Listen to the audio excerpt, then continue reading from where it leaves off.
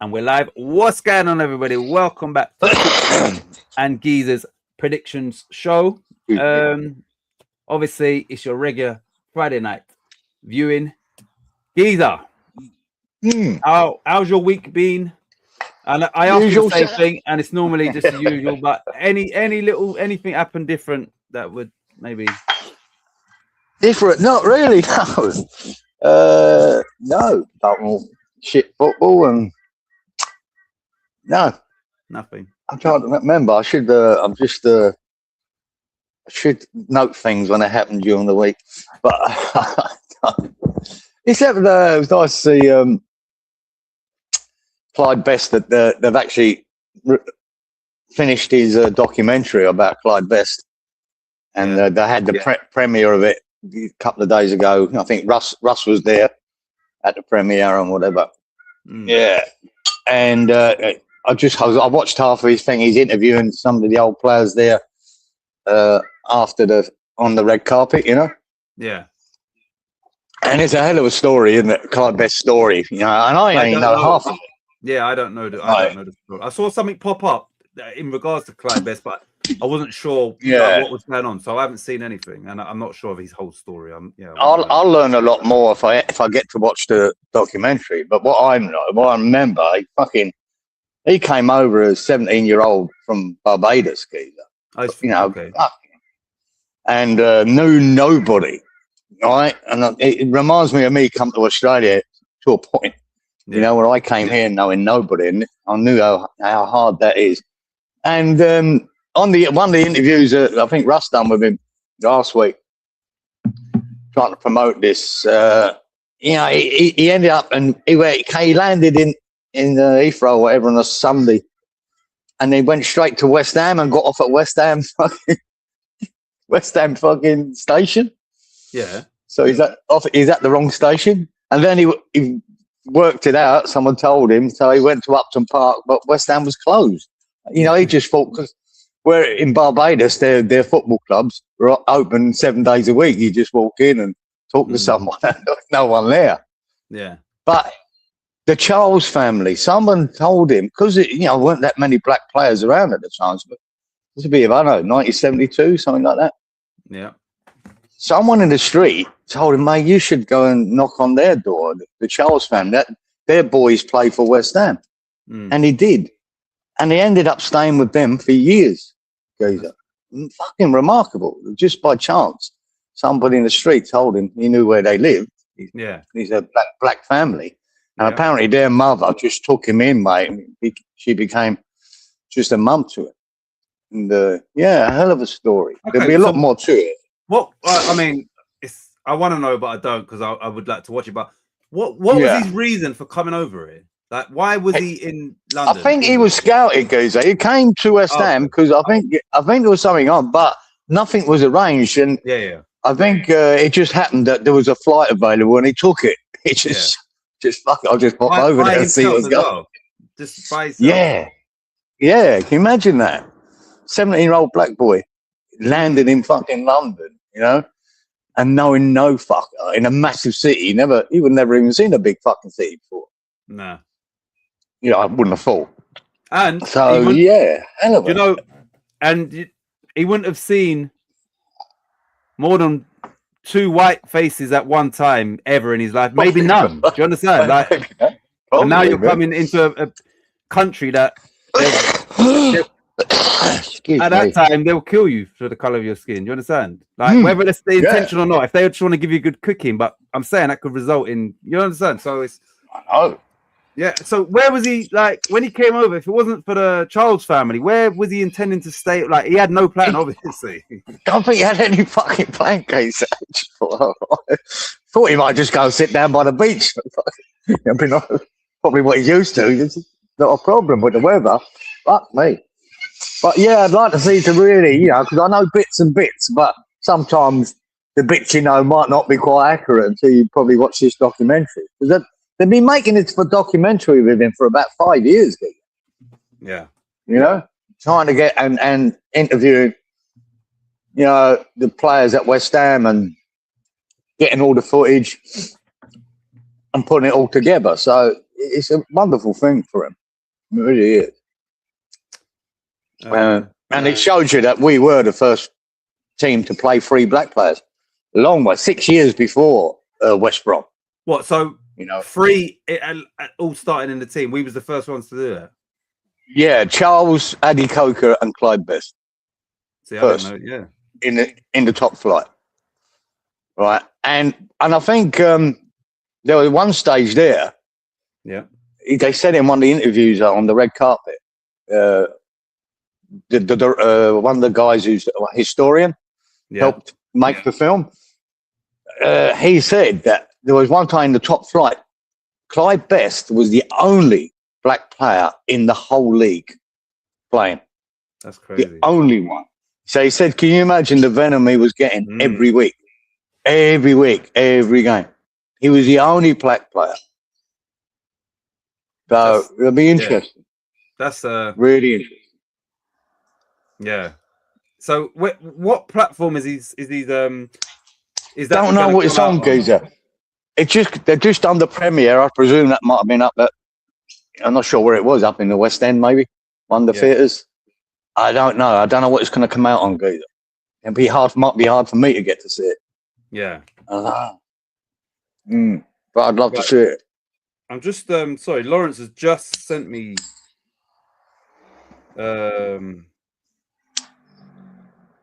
He's just sent me the video that he done, from the. So yeah, I've only just got it. So I'm gonna because I have to put it into the editing app. You can't put it straight in here. So if I'm a little bit distracted, but yeah, let me just read this first. Right, Danny says, "Evening all. Good evening, Danny boy. I hope you're well." Hey, Danny. Roberto says, "Evening. Good evening, Roberto. I hope you're well." Good evening, Freshie says, "Evening all. Clyde Best was from Bermuda." No, I meant to say. Yeah, I said Barbados, didn't I? I meant to say Bermuda. That's even more for me. Like, obviously, like I think in the 70s, I'm thinking if you come over, Jamaica probably. But when you said, like, I wasn't. No, I'm pretty sure it was Barbados. Fresh. Yes, but Bermuda sounds fucking like even more crazy. Like it's such a like Is he Bermudan? I know. No. I'm sure he's a Barbadian, as they call them. That's what's in my head. That's why I think Barbadian. Is it? Yeah, whatever it is. I don't know. Fucking wherever he come from, mate, it was a hell of an effort. But yeah, Bermuda would be like even more like. One sec. Let me hold on. One sec. Let me just get to the start of this. One sec, geezer. Oh shit, I put the volume down, haven't I? Twat.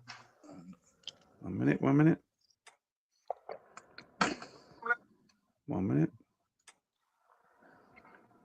Chop that. Yeah, just need to get Lawrence's recap.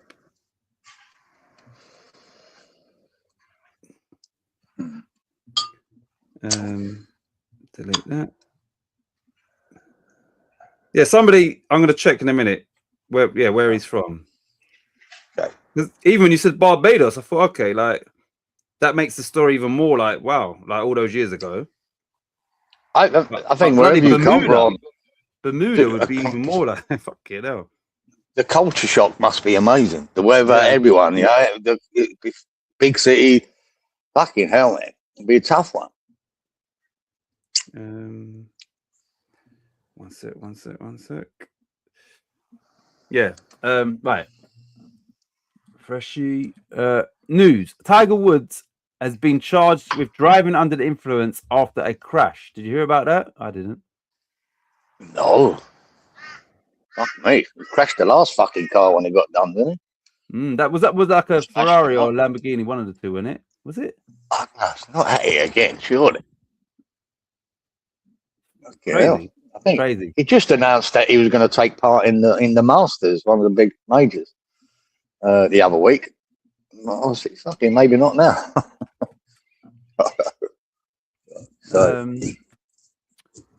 Colin, good evening. He says, good evening, Titch, and good morning, Kieran, you wonderful gentlemen. Pleasure joining you both. Colin, morning, as always, it's definitely our pleasure. Make sure I'm not in the wrong studio. Right, let's put Lawrence's video in there. And good evening, all you wonderful gentlemen in the chat. Pleasure joining you. Right, so roughly, Geezer, how long was Clyde Best at West Ham? Oh, God.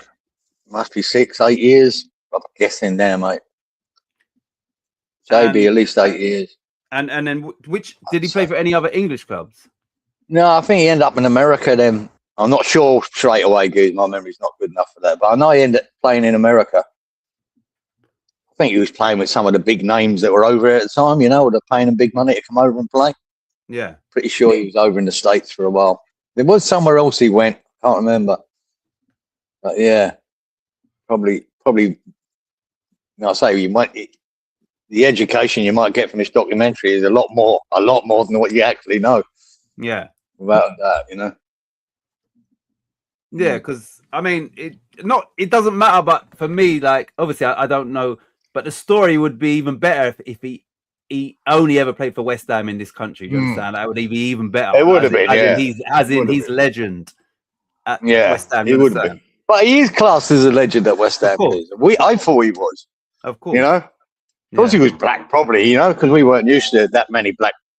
Yeah. As I got older, I was when I started that black people were starting to come in then, you know, coming into the UK or more and more. Like my school, St Bonaventure's, there's a lot of black kids in there then. They started, you know, immigrating. And so you started to get used to black kids. But my primary school, the whole school, there was one black girl in there. She was lovely as well. She was really lovely, like, you know, really lovely girl. Yeah. Always had her hair done in, what do you call it? Ringlets, like, like, always looked immaculate. Yeah. Not sure where she came from. God, I used to know her name as well. Still, it's just gone out of my head. She was a lovely girl, mate. She was the only black girl in the whole school. You know? And then, but when I went to secondary school, then there was a lot of black, because that was like all boys. There was a lot of black boys.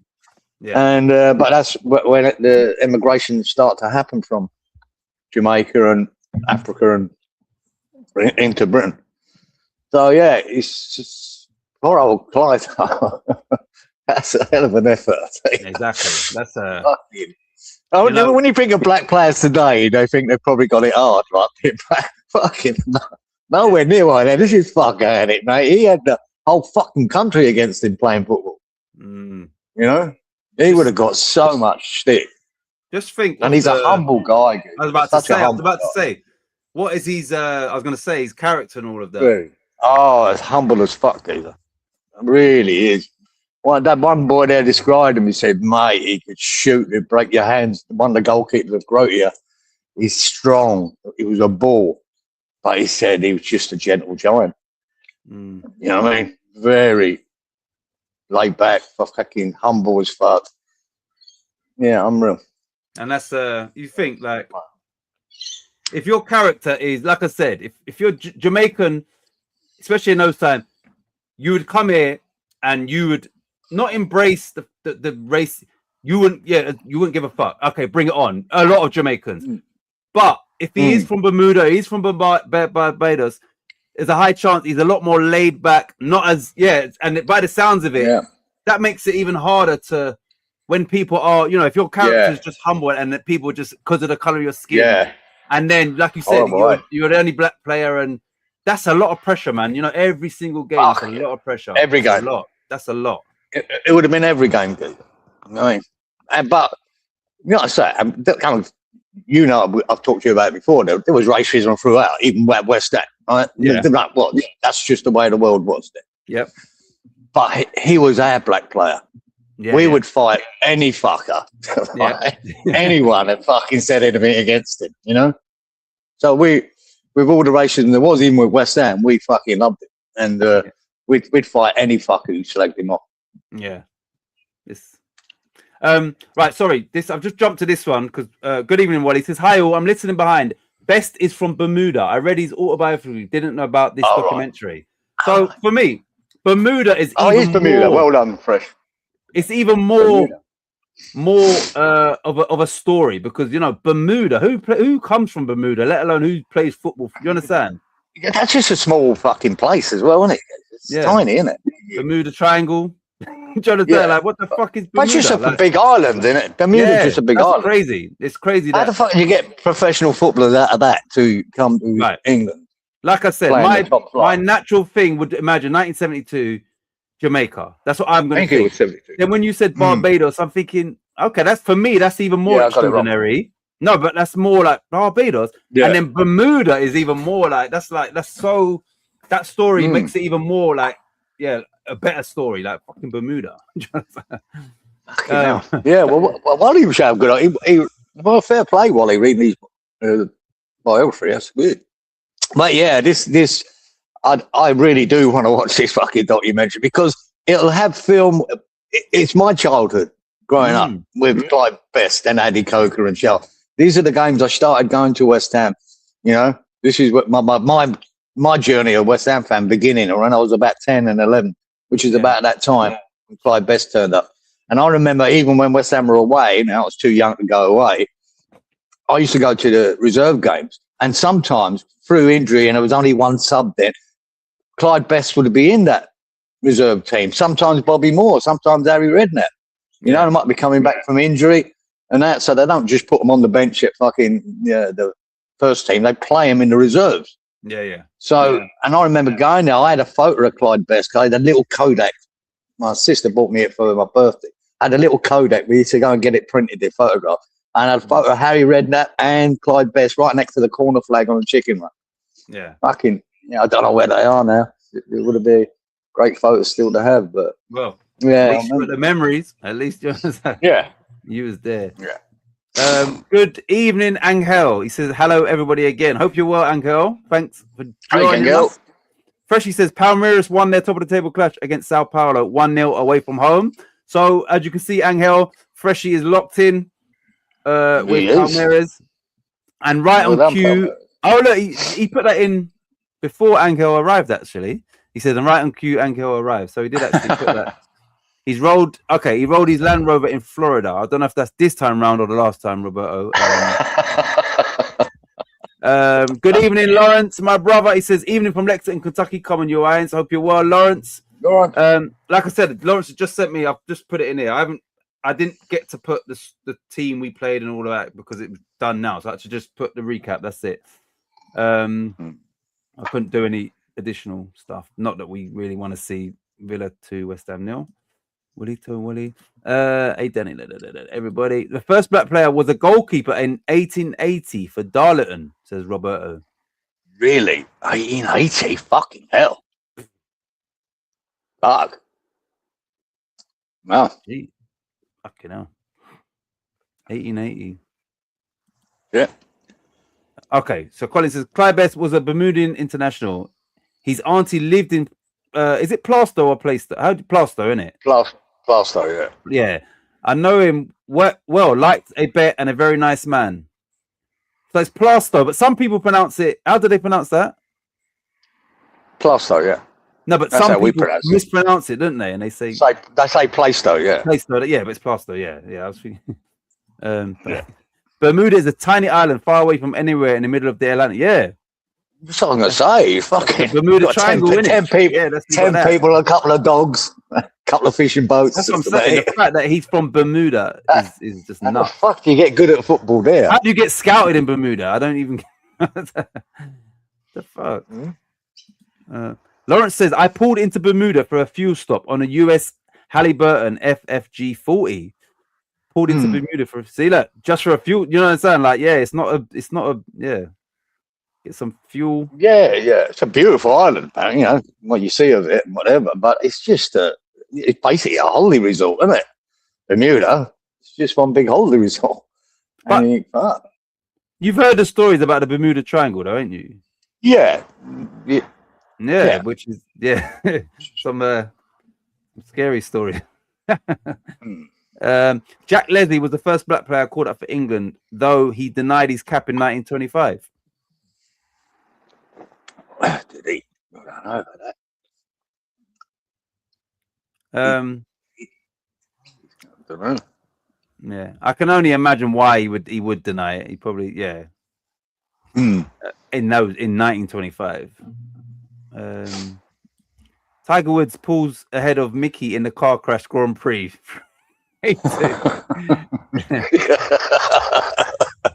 Yeah. So, Okay, Danny says we obviously Leeds had the first black player playing a FA Cup final in 1965. Who was that player, Danny? yeah.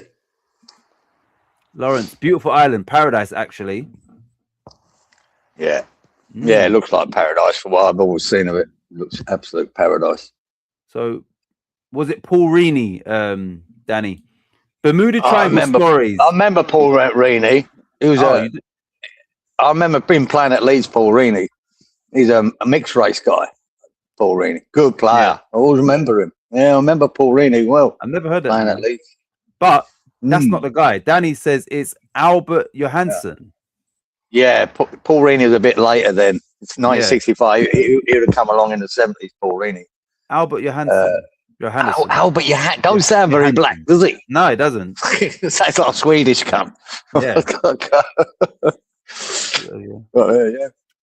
Freshie says Bermuda Triangle stories as told by Barry Manilow. Did he have a song or something named? Yeah. Hello. Oh, you did. All right. So obviously we got internationals going on. I saw that Wales went out. They was 2-0 up against the Czech Republic. Was it the Czech? Yeah. Yeah. Then I saw later on today an article that said that Souček is no longer the captain of Czech Republic. Oh, he got a slap on the wrist. I think they took it off him for this game. Something to do with the two previous games where when they lost one game, they got booed off by their own fans. So and then they came back and I think they won the game that got them to this playoff. Yeah. And Souček and the boys just walked off the pitch, didn't acknowledge the fans. Oh, something like that. Something like that. I mean, we're like that. Fuck you, cunts. Booing the shit of us last week. So, and then they took off. And he was on the bench to start with, Souček as well. So I don't know if that was part of the punishment as well. So is that what it is? Just a temporary thing, you think?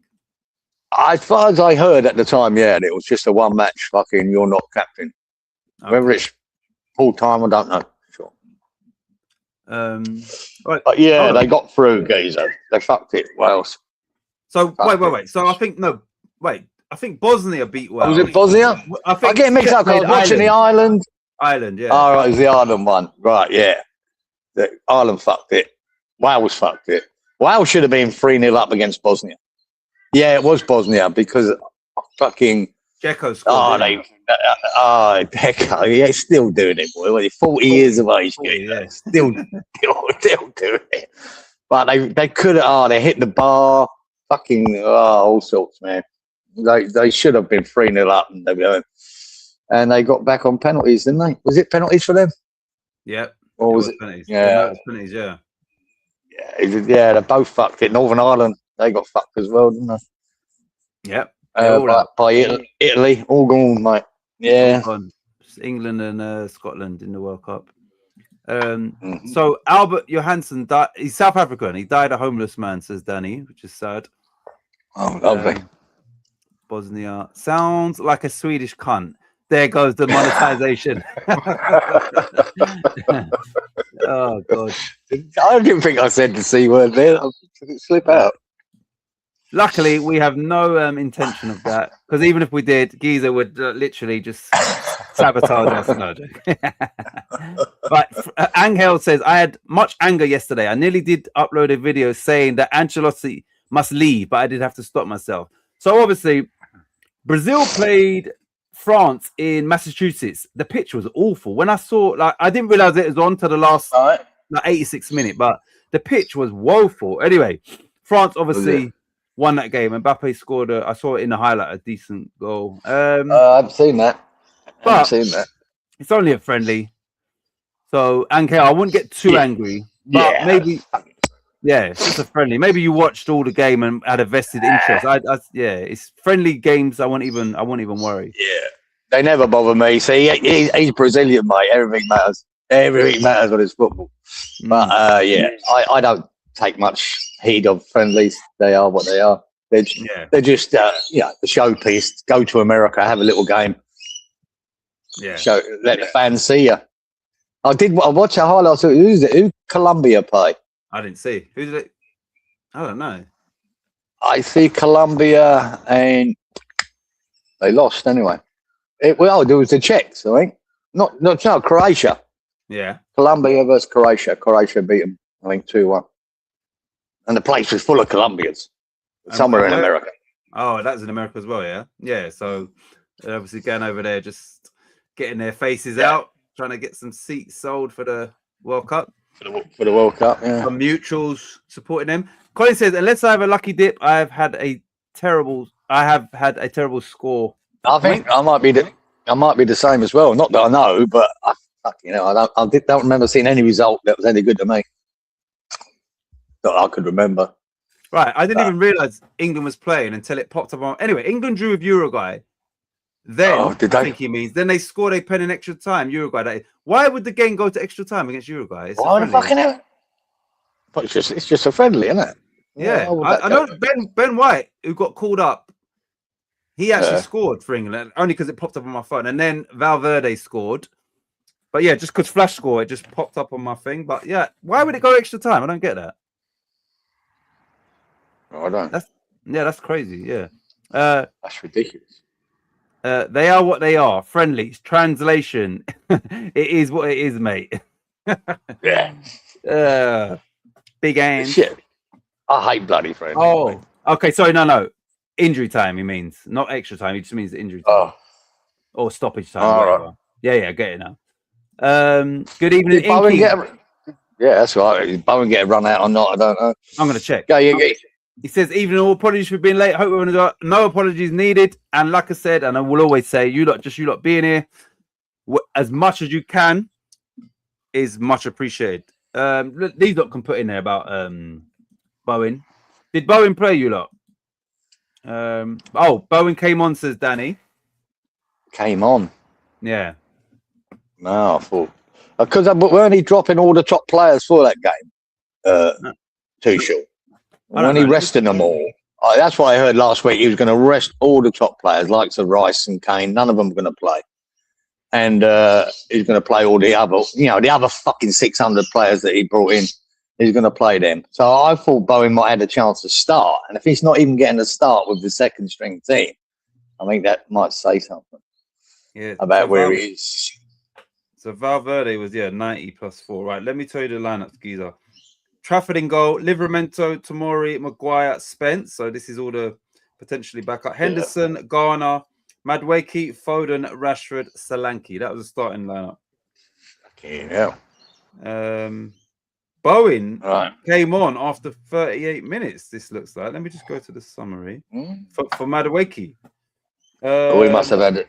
Yeah, must have got a pulled up or something. First half sub. Now let me just go to the commentary, see if there's anything. Okay. 38 minutes. So at least he was the first one. I mean, obviously, but yeah, he came on first. Phil Foden, 38. Thomas Tuchel is forced to make a change. Noddy Madueke is not able to carry on due to injury. He's replaced by so it's an injury enforced, and he came on after 38 minutes. Right. There you go. But it tells you a story that he putting Madueke in front of him. Yeah. That's without Saka in front of him. Yep. So it don't look good for him. He'd be lucky to get on that plane to go. You know what I mean? Lawrence says England attack was poor. Freshie says Bowen came on for Jordan Hugo. Danny says Dominic Calvert-Lewin came on as well. He's up. You'll be happy to hear. Yep. Good for him. I'm pleased for him as a player. All right, good for him getting a fucking another run in the England team. Good for him. He won't be there. Fucking come when push comes to shove, but good for him. You know what I mean? I said the same about when he gave a Dunker cap the other month. Yeah. I was delighted for Dunk. He's such a stalwart, fucking real English centre half or British, if you like. He's a typical British centre half. He's been brilliant for fucking Brighton. I was delighted to see him get a cap, you know? Yeah. Really was. Do I think he'll be in that England team? No. But then again, fucking hell, he can be as good as any of them on his day, mate. I like Dunk. Yeah, I like him. Good for Calvert-Lewin. Good for him. Lawrence says the team played it conservative. Where was the game? Was it at Wembley? I presume so. I don't know. Yeah, you wouldn't know. They might have you moved don't know, it around was it a neutral ground or what? Yeah. Or was it even a neutral ground? Did anyone see the athletics with the golds we won and the worlds? No, I didn't, Roberto. I didn't know they were on. I saw an article. Apparently, this cheeky British Olympian girl, something about they want West Ham to vacate the stadium for the Olympics or something like that, or some sort of event. And then she said something like on Twitter or wherever, the British would win more medals in this tournament or whatever than West Ham trophies. Well, that makes it's a lot easier to win collectively. You're talking so much shit. I didn't even read. I just read the heading. I'm thinking, do you got 20 events to get a medal? You got 20 events to get a medal there. You should get somewhere. You get some medal somewhere, stupid. Yeah, you dumb fucking idiot. Yeah, they want to use it. Seb Coe again, fucking sticking his nose. They want to use it for 2029, the Worlds or something. September or something like that, I think. Yeah, but it's 2029. Yeah. But West Ham don't have to agree to it, apparently. We got games in that time, but they can. They can move things around for them to do it. Yeah. For a 3-week event, you know what I mean? So, I don't give a shit. I really don't care. Stupid. Never heard of her in my life. I want to know who's paying to pull up all the carpet. And can you imagine that? All that carpet will have to be fucking pulled up. I'd imagine that surface below will be fucked then. Then you'd have to relay that whole running track, I'm going to guess. It costs a lot of money. And probably they'll pay for it to do it, if they get the venue, maybe. So they can, I suppose, it can be done. It's just whether they got the willingness to do it, West Ham, because West Ham don't have to. Yeah. Well, she might have fucked it for everybody, so more for her. Yeah. Inky said didn't watch the England game, had paint that needed watch. Yeah, that's about me, Inky, when it comes to England. I didn't even know. I might go and watch a 10-minute highlights of that. That's what I'll do later. But I'm no interest in it at all, especially friendlies. So Danny and Lawrence have watched athletics that Robert was talking about. Is Gout there? My boy Gout. Is he there? Yeah, I ain't heard much from him since. Gout. Right, Angel says he is killing football to have 10 players behind the ball. Does he know what team he is coaching? Like, I'm sorry, but the next game is his final chance for me. This is Ancelotti. Obviously, he's at Brazil and pragmatic. It's not the way to go at Brazil, is it? No, exactly. It's not. Can't have that. Like Brazil. Yeah, come on. You can't be the Brazilian manager and be pragmatic. You got to be flair, entertainment. Exactly. Come on. Foot. Yeah. This is why we've always loved since the 70s watching Brazil, because they had that before anyone. I think they were the flair team. They were just so exciting to watch in the 70s. You got to keep that going, man. That's football. That's real football, man. Everybody. I mean, unless you're Argentina, maybe another. Everybody loves Brazil. I'd say every European nation, from a football point of view, loves Brazil. Yeah, the color, the skill, the samba. Everybody loves Brazil. But everything.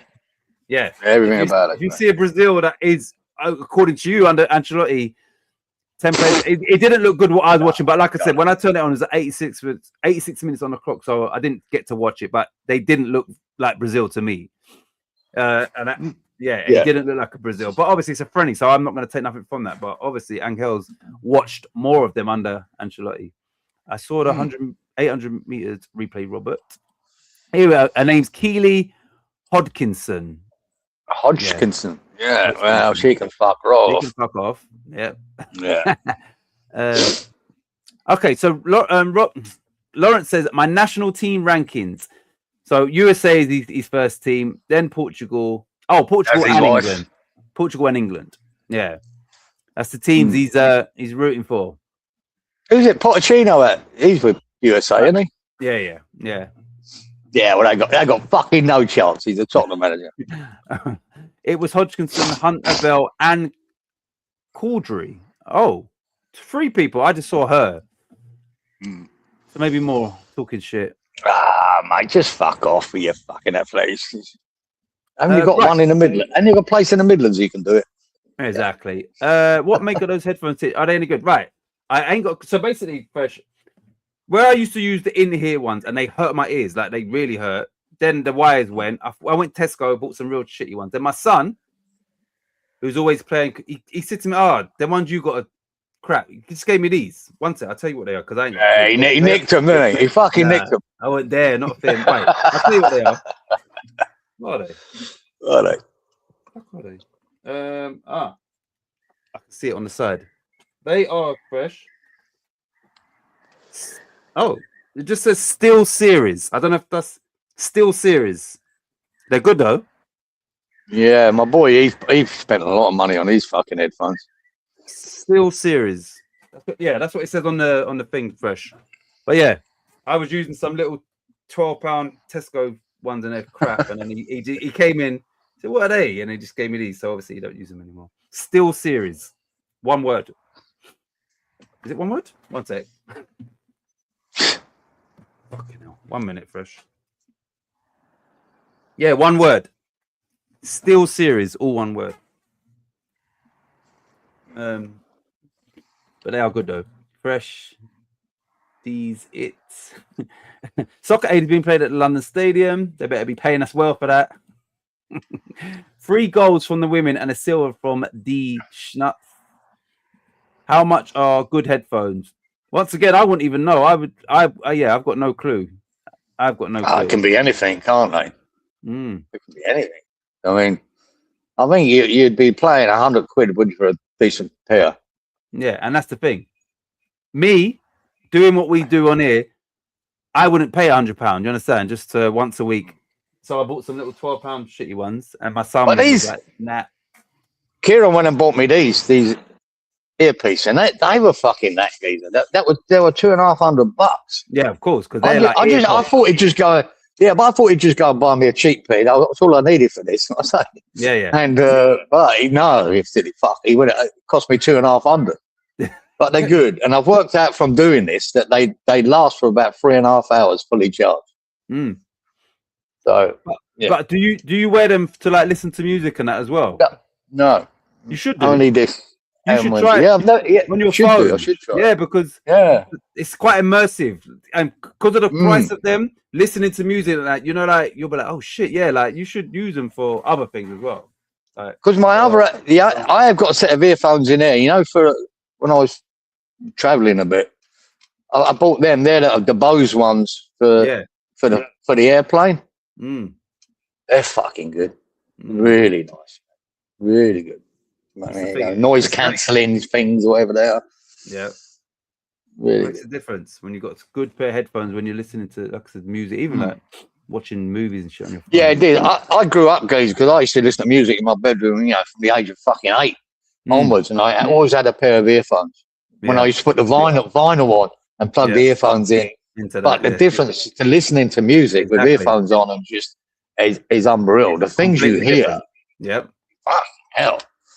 Especially with the stereo, when stereo was the first time it was a thing. When you hear the stereo in the earphone, that's brilliant. Exactly. It's a much different experience with headphones. It is. Yeah. Talking about athletics, does anyone remember Mary Rand? She died age 86. Yeah. She was the first British woman to win a gold medal. What event? Was she from Northern Ireland, Mary Rand? She rings a bell there, and I just think Irish. Northern Ireland. I don't know what. Mary Rand. It does sound Irish. I remember the name, geezer. Danny's got the Beats headphones, which is obviously Dr. Dre's company. Yeah, I think I had a pair of them as well. Freshy says, "I just spent a good wedge on a pair. They arrive tomorrow." What ones are they, Fresh? What headphones are they? I actually bought a pair of Beats for Kieran as well when they first come out. Early doors. Yeah, when they first came out. Fucking they weren't cheap either. Nope. But I bought them there. All right, Inky says, Steel Series are not bad. I've got some headphones and keyboard. Had them for years. Yeah, so I've never even heard of that. Like I said, I've only got these because my son was like, "You're not using those shitty things, are you?" But yeah, it's amazing how the kids are more bothered about it than you. Exactly. They're like, "No, you can't be using that shit." Exactly. For fuck's sake. Get out of here. Right. Mary Rand was circa 1960 or 1964. Same era as Ann Packer, I think. What's circa 1960? That time of year. Oh. Between that 1960 and 1964. But Mary Rand. Just means that around that time. So I think she was Irish. I think that's what he's. Yes. Yeah, Ann Packer. I remember that name too. Weirdly. But we used to watch a lot of. I told you, my mum was sport mad. Yeah. Crazy, an old Irish. You know, old. She weren't an old Irish lady then, but she loved sport, man. She loved watching athletics. She loved watching snooker. You know, she loved sport. It's weird, really, where she came from. But she loved it. She loved watching it. And we used to watch a lot of the athletics as I grew up in the house. Loved it. There you go. Right, 800 meters, question mark. Mary Peters was the woman Geezer's thinking of. Mary Peters? I think it is Mary Peters, Geezer. I think it is. Yeah, I think it is. Mary Peters. Or Mary Poppins. Maybe you're thinking Mary. Yeah, I always get it wrong. You know, I always mix them up. Right. Close, though. Her name was Mary. Close. Marshall Monitor the Third, ANC. What does that mean? Free Nelson Mandela. What does this mean? What's that? The National Congress, whatever they were. Marshall Monitor the Third. Free Nelson Mandela. Don't know. Don't remember that name, Marshall Monitor. But the African National Congress, so that there.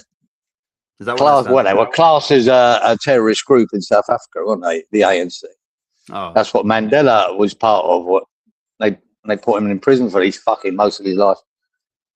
There you go. Lawrence says, I have Apple AirPods, and they are good. Yeah, I've got some AirPods, and they are good. I rarely use them. I use them at night. Normally, when I just want to go to bed, I put something in, so it's like a distraction. But and when you do actually listen to music, even with them, it's just like they've got noise cancellation. It's so much better. But the AirPods are good. Zola Bud ran in bare feet. She did. South African. She's one. We nicked her. We nicked her from South Africa when apartheid was on. They weren't allowed, were they? Yeah. So we grabbed Zola Bud for South Africa. Called her British. Get in there. Try and get us a medal. Lillian Board. You heard of Lillian Board? Yeah, remember that name. Angel says, if you're going to make an idiot choice to drop Ney, you must have the results to prove it. But no, he's just not good. If you are thinking you can beat France, not with the best player ever, you have no brains. Yeah, so was Neymar not called up? Because obviously he's back playing and he's fit. So was he not even in the squad, Neymar? Which same again, it's a friendly. Was it now? Or is he not part of his plans, though? That's what I'm saying. Because Vinny was there. Yeah, well, if he ain't part of his plans, well, fair enough. That's a different story. Yeah, I think if Neymar's fit, I don't see how Did Paquetá get a look in? I don't think he... No, he weren't there. Angel, did Rafinha play? Rand was a long jumper, says Roberto. Right, let's play Dene's video, then we can play Lawrence's recap. So let's play Dene's video first regarding the lucky dip. Let's play this. Where is she? And then we're going to play Lawrence's recap. Right, here's Dene's one. For this week's lucky dip, there were 4 lucky winners, but one was extra lucky. So, lucky hell. 4. But one was extra lucky, so we know what that means, or we should know. Yeah, don't like that. Right, let's play Lawrence's recap. Like I said, as always, I ain't heard it. Couldn't even really touch it up a bit because obviously he sent it right when we went live. So this is Lawrence's recap from the Villa 2 West Ham 0. Here we go. Hello from Lexington, Kentucky. The match just ended. Villa 2, West Ham 0. Disappointing match. I'm not going to lie to you. It even started off with a jinx. Tadibo gets hurt in warm-ups. so they had to change up the lineup. I don't know how that affected. I think we were going to start with a back three with the two wing backs going with Tebow going out. Instead of putting Kilman in because they can't trust him, they went with Potts with three midfielders up there, four in the back.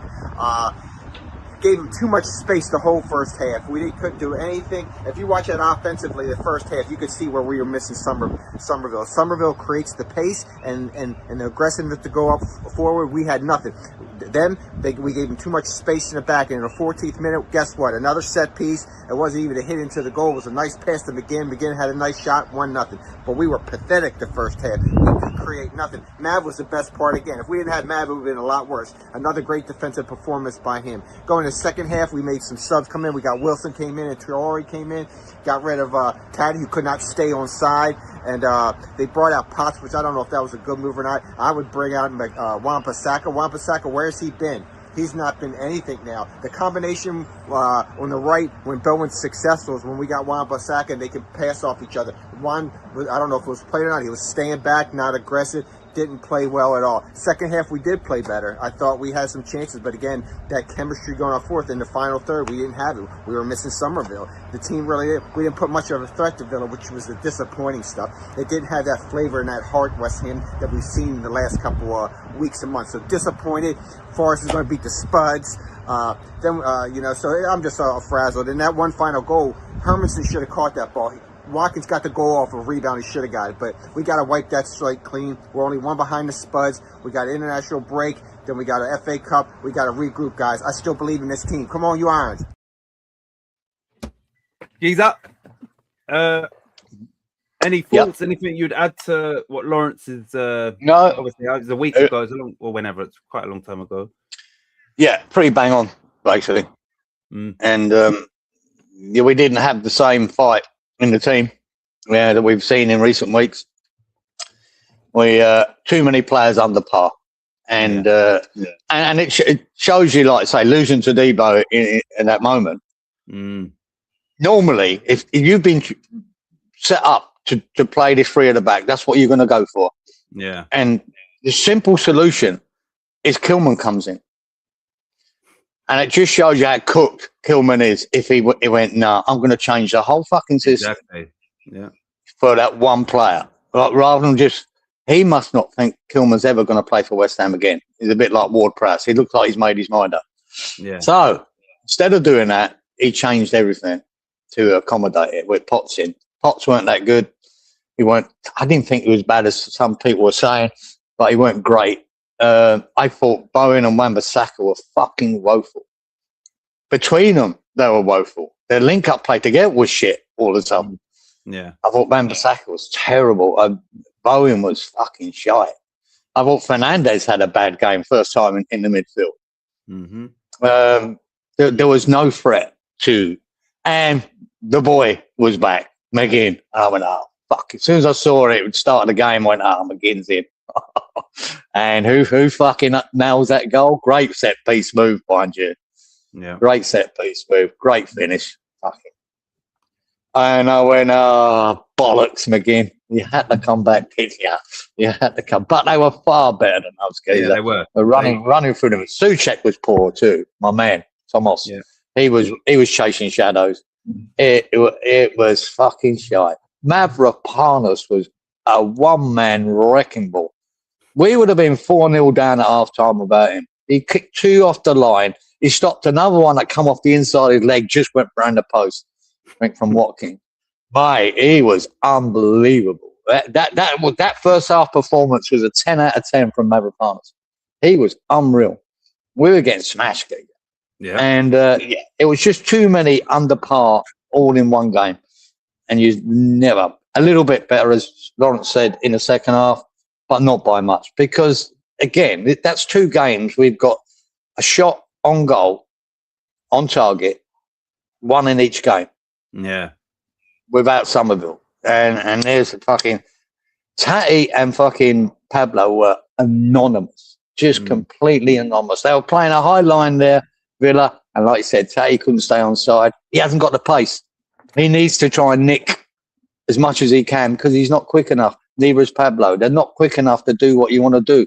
Ball over the top to anyone. None of them are quick enough. Somerville could be. Yeah. But it was poor, man. It was disappointing, really disappointing. And I went, oh, fuck. But even the Sassy, that was probably his poorest game. But I'll let him away with that, geezer, because he's been so good since he's just, walked into it cold and played so well. He weren't that great in this game. Yeah. But Mavropanos made up for that. And it was one of them. I mean, if I try and put a positive spin on it, if you would have said to us, and we had these conversations before, I would say, and you can correct me if I'm wrong, it seemed as though before we played City and Villa, you sort of writ off these games and said, it's the ones after that we need to target. And exactly. We did actually get a point from these. So if we had lost to City 1-0 at home, 2-1 at home, absolutely, but then drew with Villa 1-0, it still would have been. It would have been. Decent. It would have been a good result. Yeah, we got a point out of the two games, and that's how I expected to lose both.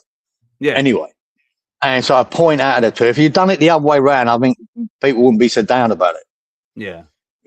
You would have expected it, but it was just it weren't the result against Villa. It was the performance. It was poor. Yeah. We can't afford to be doing these poor performances now. We can't. We've got too many tough games coming up, and the games we need to worry about is the next three. Yeah, the Wolves, Everton, Palace, or whatever order they're in. I know Wolves first, but that decides whether we're going down or not this Villa game. But but it was just a poor performance all round. With this international break, and but it made me wonder. Fuck me, have you boys got one eye playing for your fucking country and not West Ham? Because that's what it fucking looked like. That's what he looked like, mate. Because I think that Fernandes, did he get called up for the first team in Spain? Fernandes, Portugal. Right? I think so. So Portugal, is it Portugal? I think he did. Did he get a call up rather than the under 21s he used to be playing for? So, I'm not. Yeah, I can't confirm that. And he didn't look. It could be because of the fucking midfield we had out there and no outlet. That could be part of it too. But still, overall, it was really poor. I say Mavropanos was a standout. I say we would have lost that at least 4-0 without him in the team. And they were good. Villa were good. They've been shit lately. You bring McGinn back in, I would say, and they're a different team. Absolutely different team.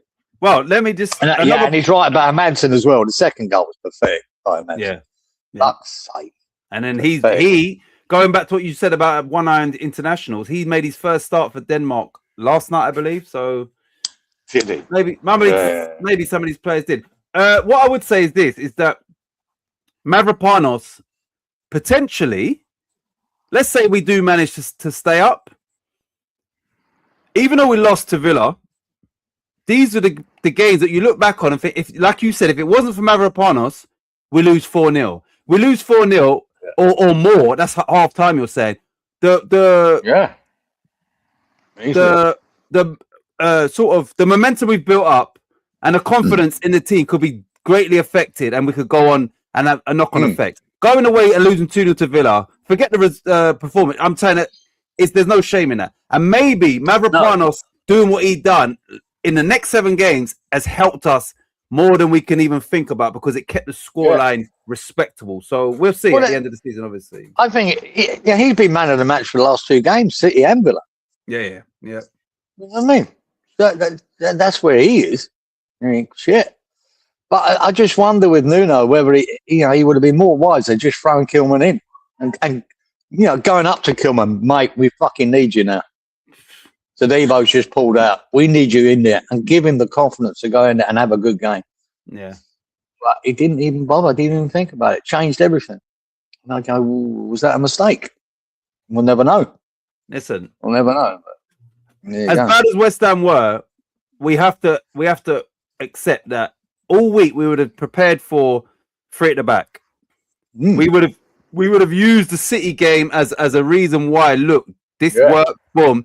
So when at the last minute, when it's going to affect the team. It's 100%. If you change formation, it's going to affect the team massive, especially a team like West Ham. That you understand, it's going to affect us. And I think that was, I won't say it's the only reason, but I think that enabled Villa to look so good in that first half, and us to look so bad because that last minute change, which I just couldn't understand with Wan-Bissaka and Bowen there. They were ripping us apart down that wing. They were just doing 1-2s in between Bowen and Wan-Bissaka to get in behind us and put the ball across. Mm. And they didn't have an answer for it. It's like they didn't know where they should be. Bowen coming back behind Wan-Bissaka. And even in that second goal, it was Bowen who lost the fucking ball. He had a simple ball out to fucking Wan-Bissaka on the right wing, and he held on to it, Boy nicked it off him. They run up the pitch, the shot, and then Hermansen spills it. Watkins, like a true centre forward, straight on it. Bang, goal. Yeah. There you go. Fucks. I just thought they were really annoying. Okay, so Fresh. Okay, now, right. So the make of his headphones are Marshall, who make the amps. Model is the Monitor 3 ANC, active noise cancelling. But that acronym is the same as the Nelson Mandela movement. What was that movement called? African. Oh, right. That's why. So it's the same. That African National Congress, I think. Yeah. So it's the same. Okay, now we get. Otherwise, I would. Yeah. I was wondering why we got down that route. Right. Colin says I have a pair of Samsung Galaxy earbuds. Paid £225. Which, fucking hell, gold. That's expensive. But for Apple AirPods, you're looking at slightly less than that, I think, but around about, that sort of price. Right, Danny says, I hope I'm the extra lucky one. No, fuck yeah. Well, it wouldn't surprise me, Danny, would it? You fucking lucky ditch your way into this fucking thing. I remember last week he was like, oh yeah, hopefully I've had 8. Hopefully I get another 4 before the end of the year. Fucking you greedy little fucker, Daddy. Okay. Angel says he will not call Nay because of fitness, but can call his injured husband Vinny. Fix, says Freshie, capital letters. Danny, Rafa was bad, but all of the team was, so no stress. Larry Dog showing off his Harley Davidson smoker. Lawrence, nice one. Lawrence, well done, Larry. Manny Peters was, or Mary Peters maybe, was how first gold medalist heptathlete before Tessa Thompson. Yeah. I remember. Yeah, she was a big hero because I think that's how big she was out of Northern Ireland, and it was unexpected. It was a fantastic effort. Danny says, on his review, Larry. Danny says Tessa Sanderson was a javelinist.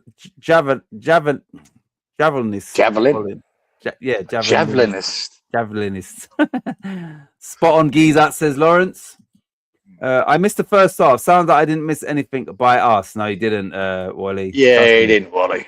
Make you right, Geezat, says Roberto. Fernandez was called up for Portugal. What's your view of the petrol prices at the moment, says Roberto. Gents, I see us getting 14 points from the last 7 games, says Colin. Yeah, very optimistic, Colin. Very optimistic. That would be awesome, Colin. I hope you're right, says Walito. Did anybody else see that Gringo Rooney speaking rubbish on YouTube? What was this? What about who? Yeah, I did see. No, I've only seen one bit, Angel, when he done the usual fucking pundit thing about Eddie Howe. I've only seen that one clip. He probably said other shit that Angel's talking about. But he said about Eddie Howe, Newcastle fans should be careful what they wish for. He done it. You know what I mean? You know, because they're not happy with him. Because they are shite. I told you, he's getting sacked at the end of the season. Yeah. He's fucking shite. He's shite. He can't do it good. And I saw him say that. That's all I did say. He probably said a lot of other shit must as well. Have said more for Angel to. For Angel to be. I don't think he cares about Newcastle. Something else, definitely. There must be more, yeah. But yeah, I mean, you had to say that fucking phrase. Be careful what you wish for. I'm fucking sick of hearing that. Well, look, Freshie's comeback. So obviously he called him a gringo, got him a grango. Loves a granny. He loves a granny. Rooney only talks shite, says Inky. Right, you lot. Yeah. Fat face fucker. Let me play Danae's video one more time because obviously, even when I said to Danae how many, she was like, I think I must have said 5 because obviously it's 4, but she was like she acknowledged, wow, like that's a lot. So one more time, you lot, and then we're gonna put up the results. Here we go. This week's lucky that there were 4 lucky winners, but one was extra lucky. Jesus Christ. Right. Here we go. Right, here we go. So You look like you're fucking smiling. I don't like to look at that. I'm happy and I'm also not happy. Here we go. Geezer, there we go. So you're looking for 5 separate winners. 4, yeah. What's the card? That 40. 46 Six. on the cards. Oh, God. No, I don't see it there, boy. I don't know. I can't fucking see anything. I'm struggling because of these glasses to see. Well, all right, there was 46 cards. Oh, 100 Danny, that fucking Danny. Yeah, that Danny, fucking Danny. Obviously. Lawrence was 1 away. He picked 45, but he was 1 away from the cards. There's 1 more for the cards, Geezer. So Danny and someone else for the cards. Oh, what is it? Danny, yeah, I can't see it. Can't. Okay, let's see if these are. Let me see if they picked. Oh, Robert. Yes. Oh, yes, Danny's double bubble, isn't he? Yeah, Danny's double bubble. Robert's in as well. Yeah, got you. Yeah, great. Fucking brilliant. Delighted. Especially says Titch is rubbing his hand. Not a good sign for the neutral. Right. Exactly. So Robert and Danny got the cards. 125 corners. I was only 2 away from that. Anyway, no one got that. Shots on target was myself and Colin. Remember, Colin hadn't got a lucky dip. Now that's 2 in 2, I believe. Did he get one last week? I'm sure he did. Anyway, Colin got that. And then the 5th one was the 28 goals, which was fucking Danny. So 200 points for Danny. Danny. Prick. And it's made a massive difference to the league table. So let me just show you. Yeah, right. Can we just knock it on the head now? Now, Danny has taken a big lead now at the top. He is almost 200 points clear of Inky in 2nd place. Roberto has gone above you, Geezer, with his 100 points. So he's now 50 points in front of you. Well done. And Colin, with Colin's 2 lucky dips in 2 weeks, he's actually gone above Lawrence. So Colin get hold of that, Lawrence. Stick that up, you clagger. So Lawrence, it just showed you 2 in 2 for Colin, and Lawrence is still waiting. I think for he might have got 1, but I swear maybe none. I don't know, but yeah, it makes a big difference. So yeah, Roberto's crossed the 2,000 point mark and jumped over Geezer in the process. Danny is clear at the top now with those 200 points. Yeah, so not looking good. We've got Leeds 1-2 going on there, and we're running out of weeks, and Danny is taking a significant lead now. Yeah. Geezer, what's your thoughts on Danny's double? Stick it up your ass. I don't care. Fucking hell, man. You can't be that lucky, man. Exactly. You can't be that fucking lucky. So imagine me when I'm working it out.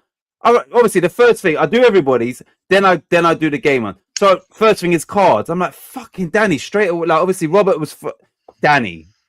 Then we go down. I see mine. I thought, let me double check that. Yeah, I definitely got 105.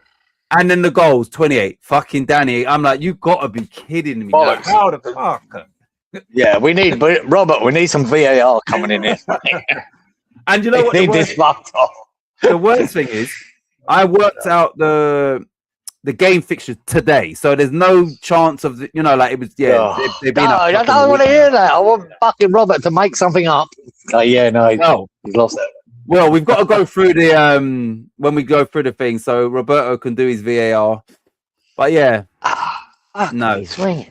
Danny. Cool. And remember last week he was. Oh yeah, I think I've got 8. I need like 4 more throughout this. Yeah, well you got 2 of them already. Yeah, oh, Jesus God, that's it.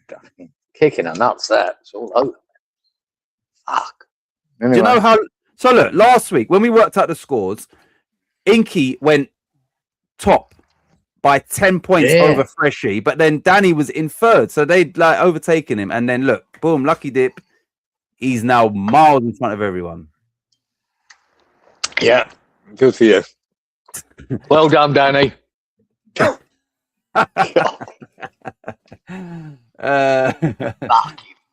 Right, no, Titch rolling there. Fix me, says Danny. Of course, look, Danny can say me. Even at the start of the show, I think Danny. What did he say? I swear he said something like he knows. He already knows. Roberto, Danny times 2 for fuck's sake. Roberto Titch Colin. Yeah, Freshie, eagle eyes. He knew. I got 2, says Danny. Yeah, we know, Danny. Yeah. I am 6, says Lawrence. Yeah. I keep saying it should be Lawrence. Oh, Danny says, Geezer, back to the top of the league. I've had a bad week as well. Oh, fuck. I don't give a fuck. Well done, Danny, says Inky. Yeah. Oh, yeah. Inky, we are where we should be, says Danny. Well done, all lucky dip bastards. There we go. Yeah. 2 more lucky dips for my 12, says Danny. Fucking ridiculous. I can't believe He don't even have to do the fucking picks. I can't believe. Let me just put this back up a minute, right? Because I Just believe put some numbers up. right. let me just go back here just quickly because I think now he's probably had about 10, right? That's 1,000 points. Let's take away this 1,000. He'll be on 1,380 points, right? Now, even if you take away 500 from Inky, he's still got 1,700. He's still like 350 points in front of Danny. So absolute liberty. You lucky bastard, Danny. That's what I have. Yeah, that's ridiculous. I have to call him Lucky Danny from now on, mate. That is like that's like giving Man City a 6 points start at the beginning of the league, and that. Like, oh yeah, and now the league starts. Nah. Bit of a kick in the nuts, isn't it? He says, I'll be second bottom. You wouldn't, because obviously others have won lucky dips as well, but not as many as you. Yeah. So I think you'd be about mid. You'd probably be in the middle. I'm guessing. Yeah. Like I said, you pick up a couple over the. I might have had 3, maybe 4, but a couple. Pick up that many. Jesus fuck. But there you go. And you know what? It's always when he needs it as well. It's like, oh yeah, I pulled it out of the bag. He says, it's just skill. I teach you all sometime. Danny. Let us know. Yeah, well done, Daddy, mate. Says Colin, I'll be sitting there. If there were no lucky dips, I'd be clear by miles, says Freshie. Yeah, well, you won it last year because of your lucky dip, so fuck off. Right.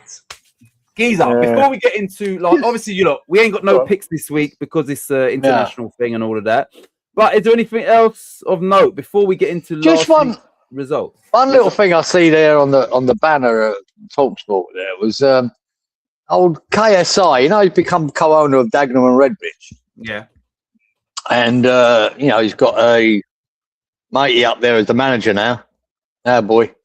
Who's the manager at Dagenham? Oh, Andy Carroll. Oh, Andy Carroll. Yeah. And apparently he's going to stream their next game or whatever on his YouTube channel, which has got about 12 million fucking subscribers. Yeah, he's got. And he's got to stream it live on that. Oh, that's interesting. It is interesting because what a 3 o'clock game. He can't do. I don't know. It didn't say what game. It just said that he's going to stream on his YouTube channel the Dagenham and Redbridge game, whatever game that is, whenever. It didn't say. But shit. I wonder what any views that will get. I think quite a lot. I mean, like not. I think a lot though, because it's like you're bringing that level of football to YouTube. For free on a big platform. He's got a massive platform.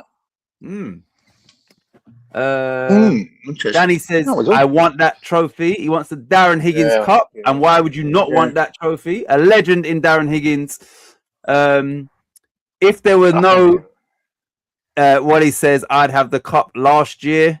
He's right. Exactly. He's right. Snatched at the death. I think if Daddy wins it, mate, he's going to have one of them asterisks next to his name. Definitely asterisk.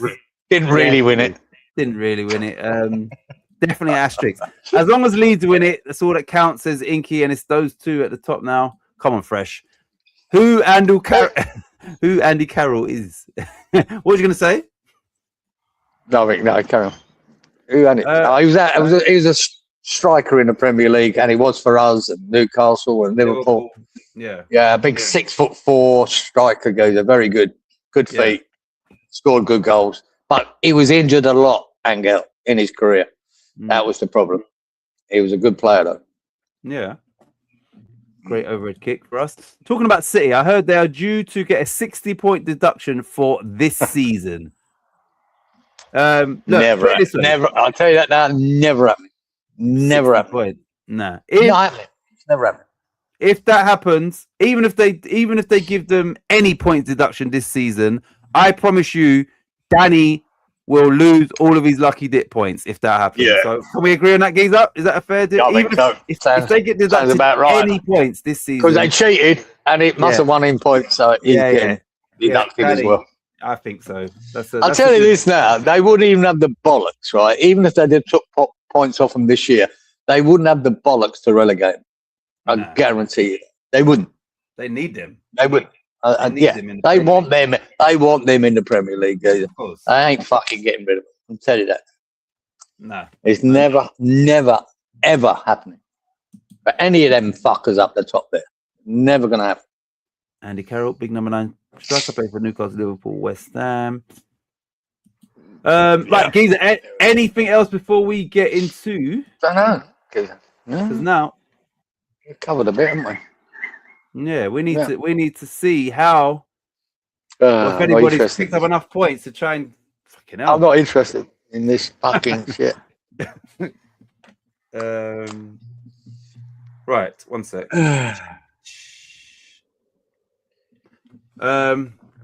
Right, let's get into this week's thing. One sec. 1 minute. One second. All I can think of, is Monty Python, Life of Brian. When that boy said to him, "You lucky bastard." Yeah, that's Danny. That's yeah. It's a quote from Life of Brian. There you go. Anyway. Right. And you'll have to give me Roberts. I will. Roberts. Angel, just Google Carroll over kick against Crystal Palace. Exactly. That's all you need to know about Andy Carroll. Wonderful. You'd appreciate the goal, Angel. Being a Brazilian, mate, you would appreciate the goal. Fantastic. Especially for his size as well. Right. So first game was it was the it was the Brighton Liverpool. There it is. Yeah, sorry, because I've got 20 fixtures there. Right, so Brighton 2, Liverpool 1. Liverpool lose again. Schlott for me is he's fucking. I mentioned it again on the West Ham Network the other night. The fucking managers that could be out of the door this season, right, for next season. When you think it's the 17 teams that are left, I reckon you've got Pep could walk away, right? He's one. Chelsea, he's fucking definitely out the door. He's gone, right? Get to him. Chelsea, Palace. Yeah, he's meant to be leaving. He is leaving. We've got Newcastle. I think Eddie Howe's getting sacked. Tottenham, and they need a new manager. There's a couple of others as well. The Brighton boy looks like he could be out the door or snatched up by someone else. Yeah, I know there's interest in him. So many. Man United still with Carrick. Do they stick or twist? At the moment, you'd be sticking, but they might bring in a big name rather. At the end of the season, fucking hell, man. There could be some massive changes in. And I reckon it'd be at least 6 or 7 managers out the door at the end of the season. Right. Okay. Let's just quickly. Right. Let's just go through this real quickly. Yeah. Arsenal. They would, if they collapsed and didn't win nothing, they would definitely get a new manager, right? Yeah. But that's it would. But that's not happening. Man City, like you said, Pep. It's a possibility. Yeah. Man United. Carrick. It's possible. Yeah. Villa will stick with Emery. Obviously, Schlott. It's not looking good. Chelsea. Rosinia. It's looking terrible. Definitely not. Brentford. they're sticking with Keith Andrews, definitely. Everton will stick with Moyes. Fulham, there's always speculation about Marco Silva, so he's another one that you could. Another one. That's that possibility. Yeah, Brighton, we spoke about him. Sunderland definitely stick with their manager. Newcastle, Eddie Howe. It does appear that everything sort of points that way. Bournemouth, Areola is that good, and with all the managers that are departing, you would think his name would be in the job for one of those clubs. So exactly. Him, Crystal Palace is a fact. He's going. Leeds, as long as Leeds stay up, then they'll stick with Farke. They go down. He's gone. He's gone. But if he's gone down, it doesn't matter. I'm talking about the 17 that are left. Yeah. Forest, obviously, if they stay up, they're keeping him. Stay up, they might keep him. Yeah. Spurs are definitely changing their manager regardless because he's on an interim basis. Whatever it is they have. Wolves will keep their manager, obviously. Burnley and Scott Parker, it looks a bit up and down there, so I'm not sure. And then West Ham. I can see. Yeah. Well, it doesn't matter. They're getting relegated, so it doesn't matter about Burnley. All right. Let me ask you, and let me ask the Leeds fans about Farke and West Ham about Nuno. If West Ham went down, do you think Nuno would be the right man for that at least the first season in the Championship? Oh, yeah. And Leeds, would it be Farke for you if he took you down? Yeah, so I'm asking you, would it be Nuno? If Nuno, I would, I'd keep. If we go down or even stay up, I'd keep him. And try and build on it, right? Farke, if Leeds stay up or get relegated, I'd fuck him off. Oh, so you would get rid of him regardless? Yeah. For what reason? I just don't think he's going to take it anywhere but battling relegation. That's all he's going to do, mate.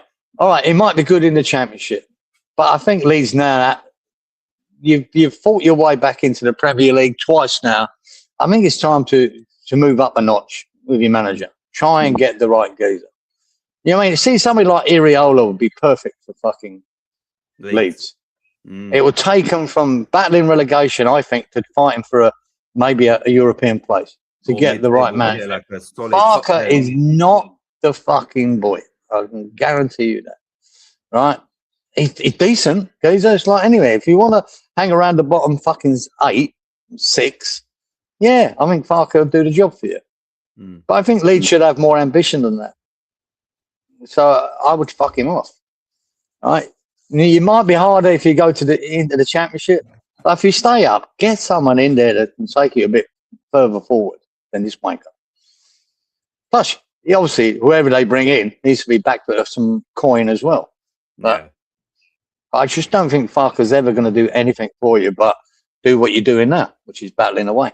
So what I take from that, where you've got a strong opinion on him, is that you think that Leeds United should be above the likes of Brentford, Bournemouth, and all of that, and because of that, they need to have a manager that is going to ultimately get them there. Okay, You need to do what they do. Find a manager that can do the fucking job, a real job, and they do. Constantly. Leeds should be. Right? I don't understand this. They've got themselves back into it all, and they need to push on. And he's not the boy to do it for you, right? Let's put it this way: if we'd had Nuno from the beginning of the season, we wouldn't be anywhere near this. We wouldn't. We wouldn't. I'm telling you that now, because he is better. He is. And I say, but Farke, I think if you stay in the Premier League next year, you'll be doing exactly the fucking same. You'll be fighting again at the bottom of the fucking table to stay up. And that's just my opinion on him. Yep. He seems like a nice bloke. Good lad. But you're talking, football point of view. Right. 11. Oh shit. Look at this. Have you looked at the cards for this game? Can you see that on your screen? Yeah. What? Fucking hell. 11 cards, Brighton v Liverpool. Jeez. Well, no one's getting that. Right, so 11 cards, 12 corners, 12 shots on target. Let me just read the comments because I've got Andy Carroll here. I just put Roy Keane's mum has died, says Roberto. Shame. Yeah, 2-1 wankers, says Freshie. Yeah. Roberto VAR has confirmed that. Nuno in, says Freshie. I agree with you regardless. Down, up or down. I'd keep Farker in the championship, says Danny. The talk is, if Leeds go down, Farker is the best man to get them back up, says Inky. He might be, yeah. He might be. But if you stay in the Premier League especially, you need to upgrade, man. It's as simple as that. We wanted Iraola after Bielsa, says Danny. Our board are expecting another 15th, 17th finish next season. They told their shareholders in a meeting a few months back. So they're anticipating something, which is surprising to hear that. Yeah. Iraola would be perfect for West Ham, and he's on a low-wage contract. Yeah, but I reckon Nuno will do a job for us if we survive. Yeah, if we don't. I think he'll still do a good job. Regardless, I want to keep Nuno, regardless of what happens to us. Yeah. And I'll go on record to say that, I definitely want him to stay. Anyway, right. So, Geese up. Brighton 2, Liverpool 1, which obviously is making it harder and harder for Liverpool to, get into next season's Champions League. And they're not. I don't think they're going to win it. So they need to do it via the league placement, and they're making it hard on themselves. Fucking hard. Brighton again. Was that Danny Welbeck? Did he get both of them? Did he get both or one? No, I think he got the second. Did he get both? No, the second one I think he got. No, the second one. He got he scored both. That was in a different game. But Still doing it, boy. Danny Welbeck. Oh, did he get both? You might be right, actually, because he didn't get called up for England. He might have scored. Somebody put in the chat. Did he score both? I think he did. I think he did. But yeah, there you go. Fucking Danny Welbeck still doing it, man. Oh god. But Liverpool, man, gee, where the fuck are they? Just don't know. Do you know what's funny? Ekatike got taken off in that game, injured, but then he played for France last night against Brazil. Thinking, but yeah, it was so severe that you had to come off. Anyway, Angel, Bielsa must come to save Brazil. He will leave the biters Uruguay if we ask it. The biters. Uruguay. Yeah. Bielsa at Brazil. Bielsa's Brazil. Got a ring to it. Geese up. Oh shit. I haven't even got this unlocked. Brighton 2, Liverpool 1. Was there any 2-1 wankers on the right side of this? I was a 2-1 wanker on here, but the other way round. Yeah. Because I thought that's what it would have been. But it weren't. So I went 2-1 or 1-2 Liverpool. You went 2-2. Robert. Oh, sorry. Robert said 1-2. He was one of them ones. Pen decided not to work. 1-2. Inky 2-1 Liverpool. Freshie 2-1 Liverpool. Lawrence 2-1 Liverpool. Wally 2-1 Liverpool. Danny 2-1 Liverpool. 3-1 Colin. 1-1 Kieran. So. Right. So no one ain't getting 11 cards. I can guarantee you that. 11 cards, 12 corners, 12 shots on target. Here we go. 11, 12, 12. Right. I will have 12 corners. So I'll have 10 points. Early doors. Yeah. 10.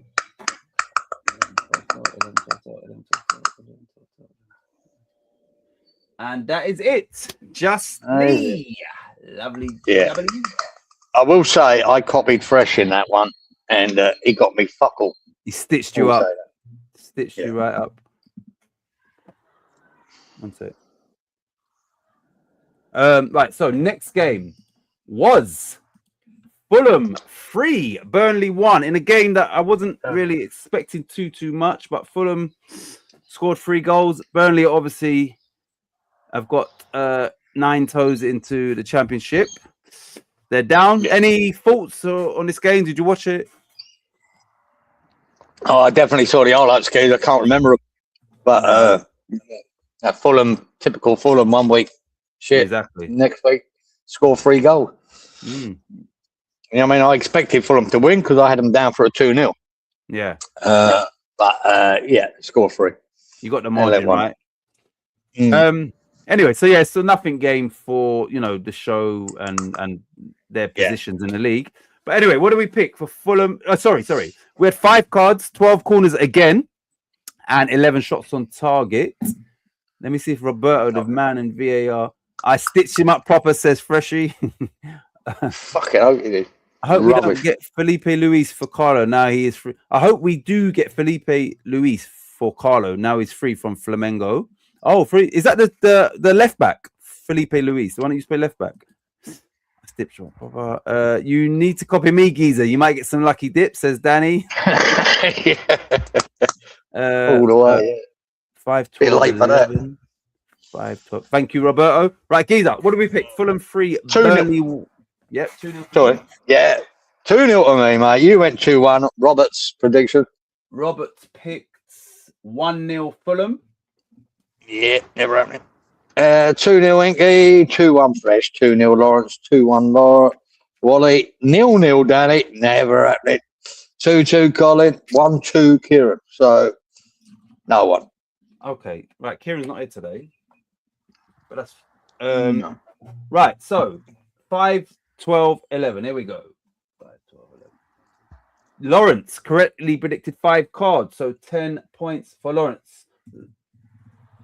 5, 12, 11. 5, 12, 11. 5, 12, 11. 5, 12, 11.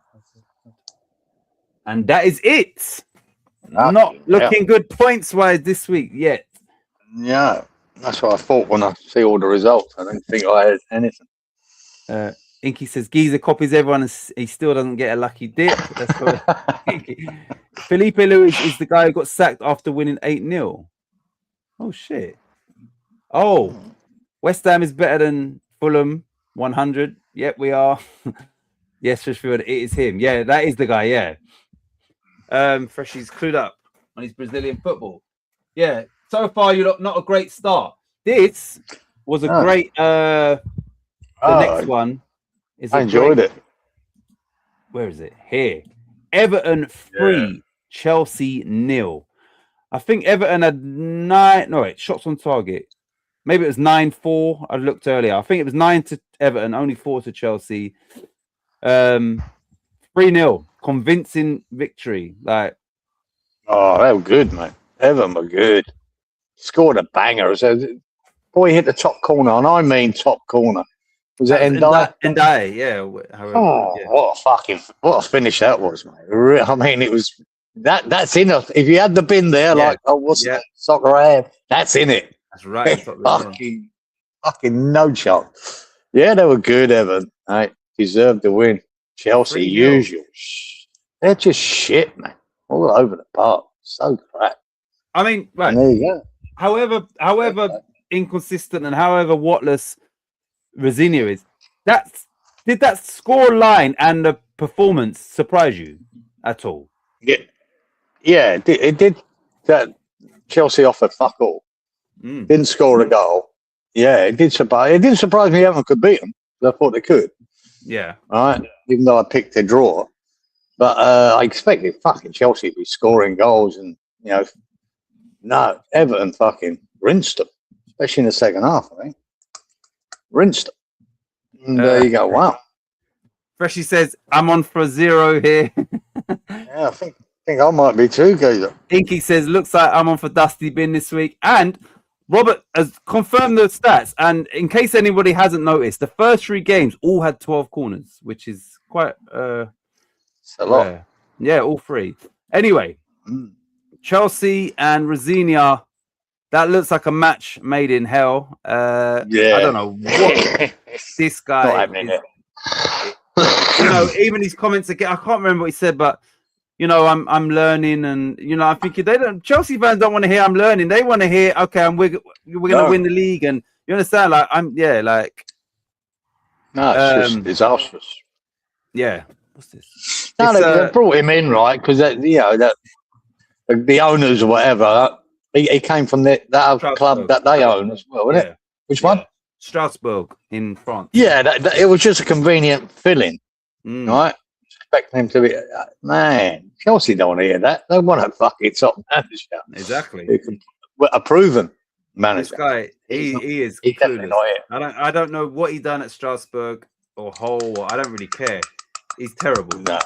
And he's Terrible. a weirdo. You understand? The things he says and that, he's Strange. like, what the Bad. straight. Right. I know I went to school with his dad, right? But, Yeah. He's knocked out a strange one there.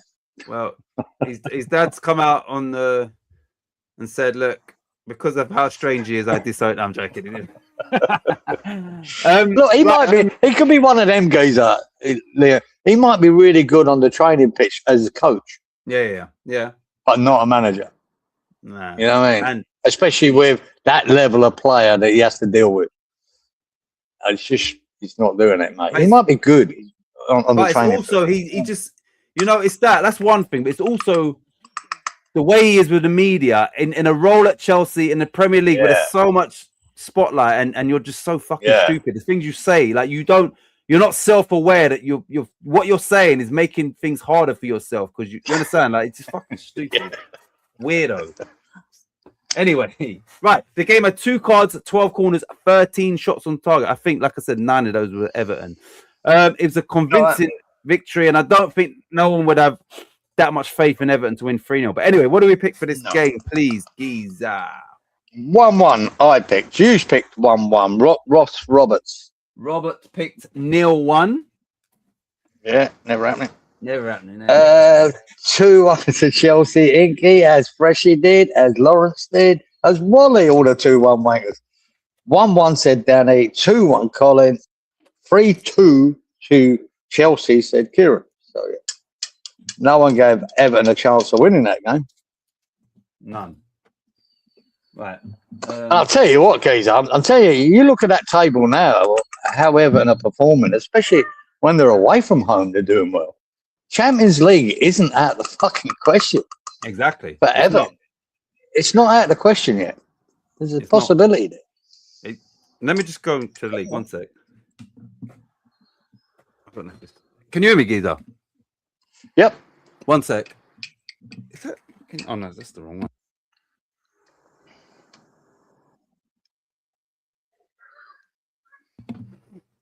one. Let me just put it at the table. Right, Giza, Everton are 8th on 46 points. Brentford are above them on goal difference. Chelsea are above them by 2 points. Liverpool by 3 points. Does 5th place Liverpool, and that 5th spot is going to be Champions League, right? Yeah. 3 points they're behind Liverpool, and they've got to play Liverpool at home. Yeah, see what I mean? That's it's up in the air there, guys. I'm telling you. Everton could hold on to the rest of the season. Yeah. And keep performing well. They've got a chance. And that's the thing.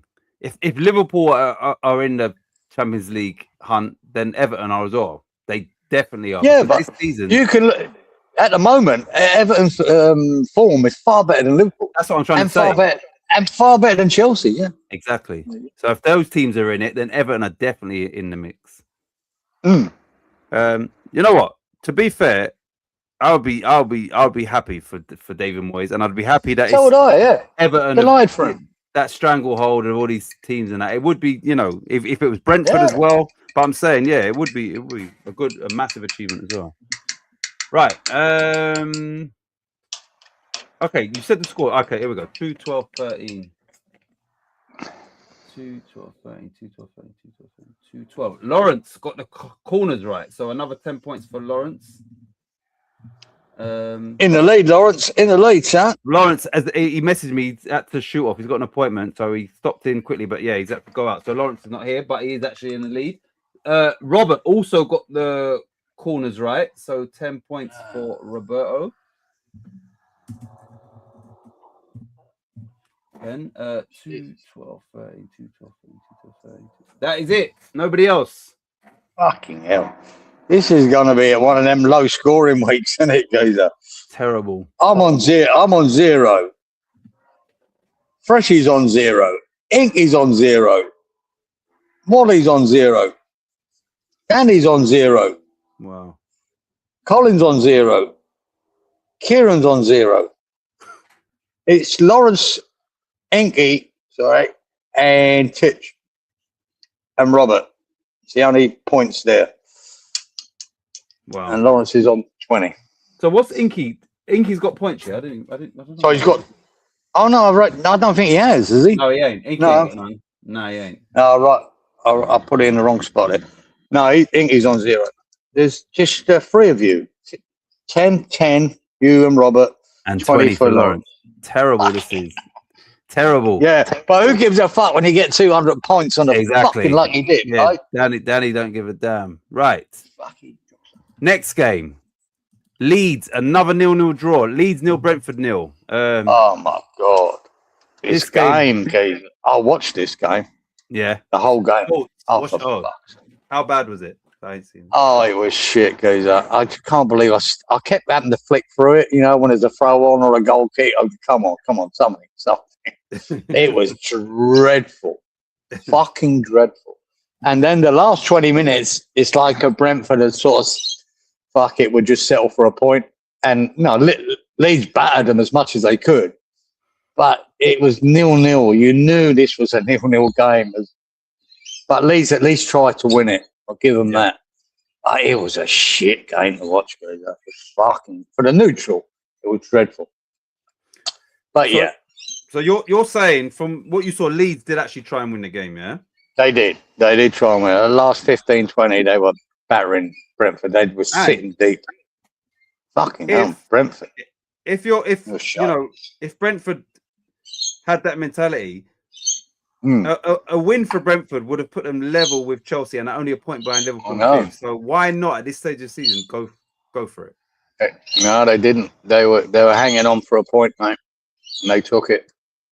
And but the whole game in general was fucking garbage. Terrible football. Passing, it was just nothing. It was just a horrible game to watch. Well, for me, anyway. We had 2 cards, 8 corners, 6 shots on target. Let me see, Roberto. Oh no, he says book it, Freshie, and he says not. May I have another portion of Nil Poir, please? Says Freshie. 0. Thank you, Roberto. So that's all right. Right. What do we pick for this? Because Freshie obviously knows he ain't got no point in this game. Right. I knew it was going to be a draw. I picked 1-1. You went 2-0. What did Robert pick? Robert picked 1-0 Leeds. Yep. 2-0 said Inky. 2-1 to Brentford said Fresh. 1-1 Lawrence. 2-1 Wally to Leeds. 1-1 Danny. 2-1 Brentford Colin. 2-1 Leeds Kieran. So, yeah. Right, here we go. 286.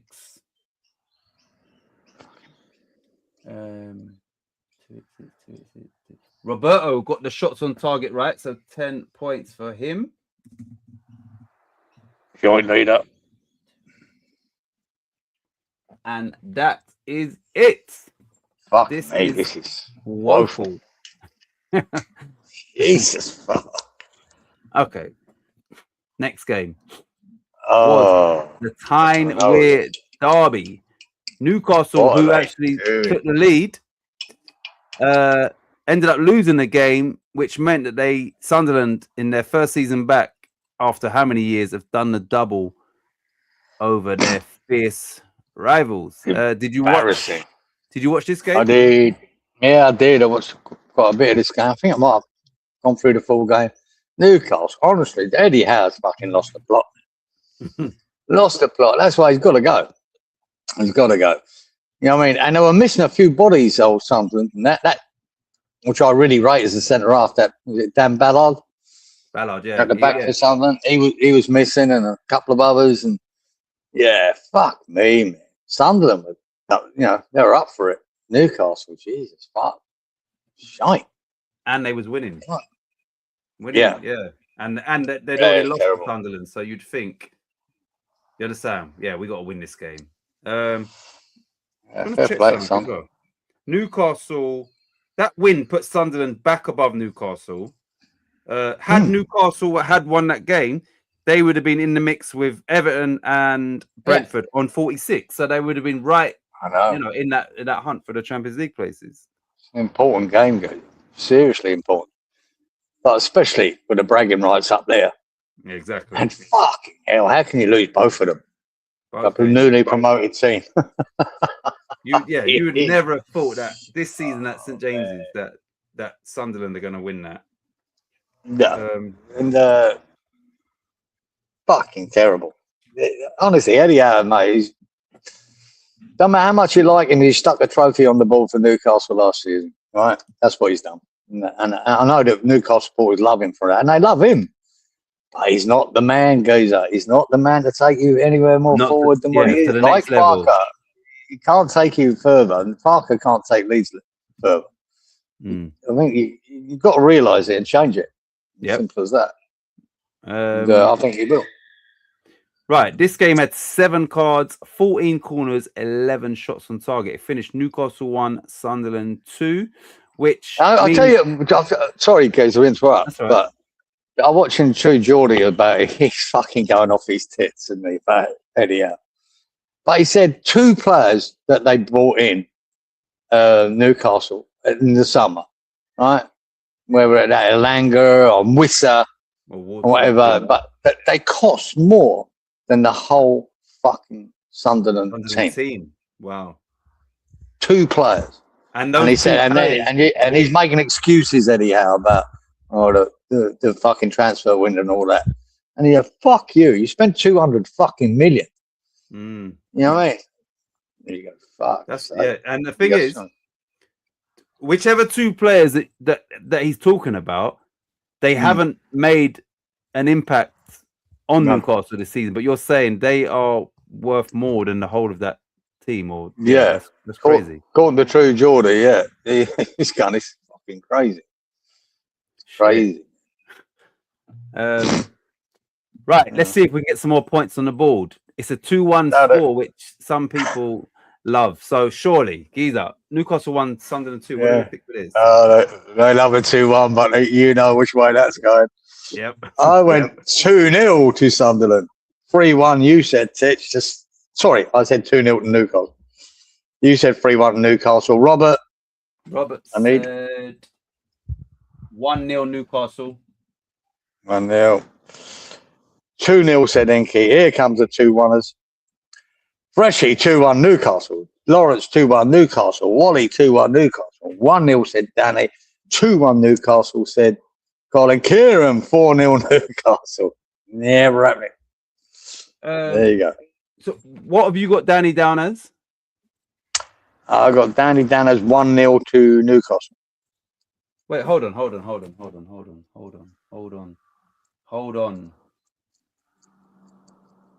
Why have I got Danny as 1-2? And if I've got that wrong, then Danny, unfortunately, you would lose. You'd lose the goals 100 because obviously I've got you down for 28 goals. And he hasn't said book it, so you must be. Maybe it's pressed the wrong button because I've got 1. What did you say? He said 1-0. He said 1-0 to Newcastle. Yeah, I've got him down as 1-2 here, and I must have just pressed the wrong thing. So, Danny, you potentially are 100 points down, which Geezer seems to be perking up. Oh, I'd love to see it. Okay, right. Yeah, okay, so he did go 1-0. Right, so Danny, unfortunately, like I said, your goals totaled 28, but really now that means you totaled 26 because 2 of those goals. We only count what Titch writes down. Yeah. No, so he's put it there. He has put it there. He did pick 1-0. So so listen, on egg, he's actually that 100 points has got to be deducted from his lucky dip, and that's my fault because I for whatever reason I've got him down here as 1-2 instead of 1-0. I'll let you read out Freshy's comment. Yeah, that's great. Long live VAR. Danny says fix. Okay, right. So that's sorted that out. Danny, apologies, mate, because even there I looked down. I thought, Danny's got this, but he didn't book it. So right. Are we nicking the 100 off him? We have to, because obviously. We have to. Okay. Get that up, you clacker. It would be a fix if we don't, because then it's like, okay, but he only picked 26 goals, and So just to put this back on the screen, you lot, just for we're gonna have to clarify that, Don't So- affect anyone else, does it? No. Only it. No, it's only Danny's one. So let me get rid of this quickly. So obviously, I thought Danny picked 1-2, which means in that game he picked 3 goals. Obviously, he picked 1-0, so I've got to take away 2 of those goals. So his total for goals should be 26 and not 28, which was the actual game total. Fucking beauty. So it doesn't affect anybody else. Danny's aggregate Look. goes down to 269, which doesn't affect the nothing. So yeah, apart from he loses the 100 points for the goals because he Yeah. obviously didn't get the goals. And if anything, Inky was closer because Inky picked 27. So Ooh, yeah. Well, that's Hollywood. but Danny, on the bright side, you still got 100 points. And now let's just look at the league table now. So we're excluding what we're working at tonight, which is not a lot of maths to do because nobody's scoring anything. Danny is still top and he's on 2280. So he's 80 points above Inky. Yeah. That That should suit Inky as well. Exactly. So that's quite easy to clear up. There's Oh, no, anyway, Danny, apologies, mate. Never mind. Yeah. VR is great. Thick, nice Well fight. done, well done, Titch. Sweet. Right, you lot. So this game, nobody got the correct score. Oh, Oh, sorry. somebody put Danny put this in. He says, "Don't forget." Oh, it is his get back at you, geezer. He says, "Don't forget, people in the UK clocks go forward tomorrow evening, so you got to get up an hour earlier." That's right, guys. Next week I've got to do this at 7 in the fucking morning instead of 8. Yeah. Right. So let me go back to this game. Where the fuck is it? Here. Right. So 7 cards, 14 corners, 11 shots on target. Go on. Right. I correctly predicted 7 cards, so I'll have 10 points. Big move. I'll have that. 20 points. 7, 14, 11. 7, 14, 11. Oh, 7, That's it. Nobody else. This is terrible. Terrible. It's even hard to score because I can't bring all the numbers down because no one's scoring fuck all. This is. But I better I'm gonna get confused. Right, I'm on 0. Yep. You're on 20. Yep. Robert's on 20. Inky's on 0. Freshy's on 0. 20 for Lawrence. 0 for Wally. 0 for Danny. 0 for Colin. 0 for Kieran. Fuck me, I've never known a week as bad as this is bad. When Good- there's many games in, the top score is 20. yeah, woeful. Well, the one thing And is everyone can still Everybody's win still it. in it. Exactly. Good morning, MC Anzac. Glad you could join us. Zach, good morning, son. Freshie says 7 in the morning instead of 8. It's a hard life in paradise. Yeah, I know. And It means I've got to go to bed earlier to get up earlier. Simple as that. Right. Let's see if we get any points in this game. And that was obviously we spoke about this game. Villa 2, West Ham 0.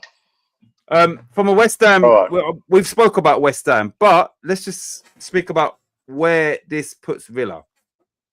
They got 54 points. They are 4th. They're 1 point behind Man United. They are 5 points above Liverpool, and there's only 7 games remaining. They're still in the Europa League, and you'd have to look at them. Probably, I don't know who else is in it, but you'd have to look at them as one of the top 2 for favourites to win that. I don't know who else is in there though, so I could be wrong. But Aston Villa in the You've got a chance. yeah, got a you'd chance. imagine that they've got to be up there. Anyway, Giza, in the league, do you see Villa finishing in the top 5? I think they've got every chance because, as you see in that game, McGinn's back. Tielemans was on the bench. I think he did come on really came on. late. He came on, yeah. I don't think he touched the ball much. But them 2 players back was going to be a big difference for them. They've been poor since they've been missing. And that Kamara as well, been missing. Yep. So I think if they're getting their players back now, it's a great time for them to push on. But they've got European football as well, which is tricky.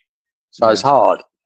But them 2, I think Tielemans and McGinn can get them over the line. I think they could get, every chance of Champions League and every chance of winning Europa. Every chance. And you know what? I think what strengthens their position is the fact that the teams underneath them, and they are 5 and 6 points behind, is Liverpool and Chelsea. So you would imagine those teams will drop points as well. So they've got a cushion there. Yeah, and not so they're not looking good, Chelsea and Liverpool. But I think Villa could get back on track now, and we'll see though. They could be inconsistent as well, and then it's fucking flipping coins, isn't it, with them three? Because you don't know what you're getting every week. Exactly. But I think Villa might turn the corner now with these two boys back. It's so much better. Right, let me just. I'm trying to get you Villa's fixtures, but this thing's been a bit stupid. I want to get the last. Okay, it's not loading. If someone can, if I can't do it, somebody wait. Let me try one more time. I just want to get their remaining 7 fixtures and see what you think. Okay, loading now. 1 minute, Villa. Hold on. Let me know. I'll tell you. Come on. Okay, fixtures. Can you hear me, Geezer? Yep. Right, their first Premier League game back, when they do go back, is away to Nottingham Forest, which is obviously a Midlands derby. And Villa would have played away to Bologna in the quarterfinals of the Europa as well. So they would have played that game before. So Forest are going to have a longer break. So with that being said, what would be your outcome for that game? I'd like to think Villa beat them. Yeah, I mean Villa. We need it as well, as does Leeds. And I'd like to think Villa will beat them. So, sorry, because whilst they're playing Bologna, Forest will also be playing their Europa League game as well. Obviously, I'm looking at Villa's fixtures, so I was sort of forgot about that. Anyway, they play Bologna again after that. Then they're at home to Sunderland in the league. They should win that, shouldn't they? As a home game. I'd expect them to win that. They are away to Fulham next. I expect them to win that. Or at least a point. They're at home to Spurs. I expect them to win that. Yep. Away to Burnley. Relegated Burnley. I expect them to win that. Yep. Then they are at home to Liverpool, who obviously they are contending with all you would imagine, but by then it might. I'll give Liverpool a point if they turn up. Exactly. And then their final game is away to Man City. But probably lose. They could probably lose. Fucking hell, exactly. That ain't a bad fixture list coming in, is it? Not at all. That's what I was thinking. With the players coming back, even if I was wrong about one of them, they lost to wherever, Tottenham or something. They've still got that cushion. Yeah, I think, and they should be hitting Champions League. They should be hitting Champions League. Looking at that, I'm confident now. And they've got a manager who I think can navigate between Europe and the Premier League. And with those fixtures as well, I think, he's got all the experience of doing it. So, Right. Book it says Danny. Robert. 112.8 says Robert. But I swear I had... Wait, hold on. What did I have for that? 112.8. Okay, I got 112.8. I don't know why. Another feckin' Neil says Fresh. Same here, Freshy says Inky. Forest and away. Oh, thanks. He's already put it in there. Appreciate that. Because my flash score just weren't loading up. I did not manage to see what West Ham match, but I did see the result and did comment about it. But hopefully, next match can win and also win the English FA Cup this season. Yeah, you never know your luck. You never know your luck. We only got fucking Leeds. They're shite. So we're getting through to the semi-final. If only it was that easy. But Leeds for us, Angel, which is Inky and Danny's team in the FA Cup.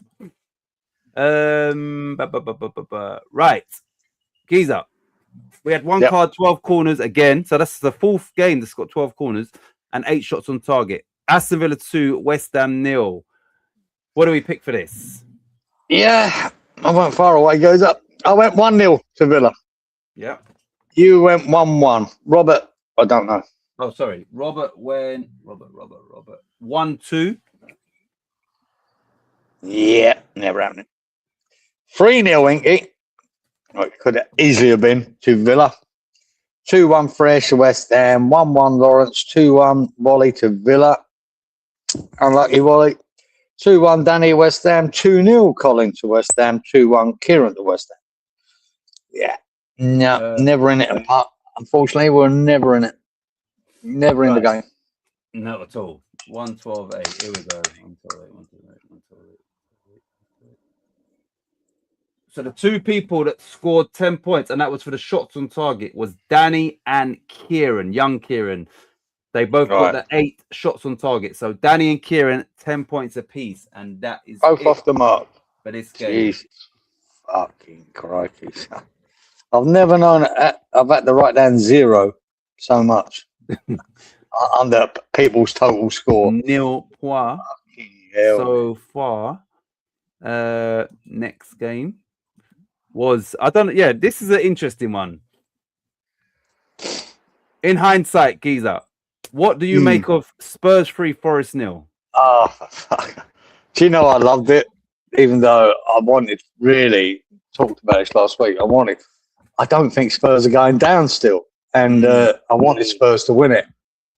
But fuck me, I laughed watching it. Geezer. Did you see the bus thing they done? No.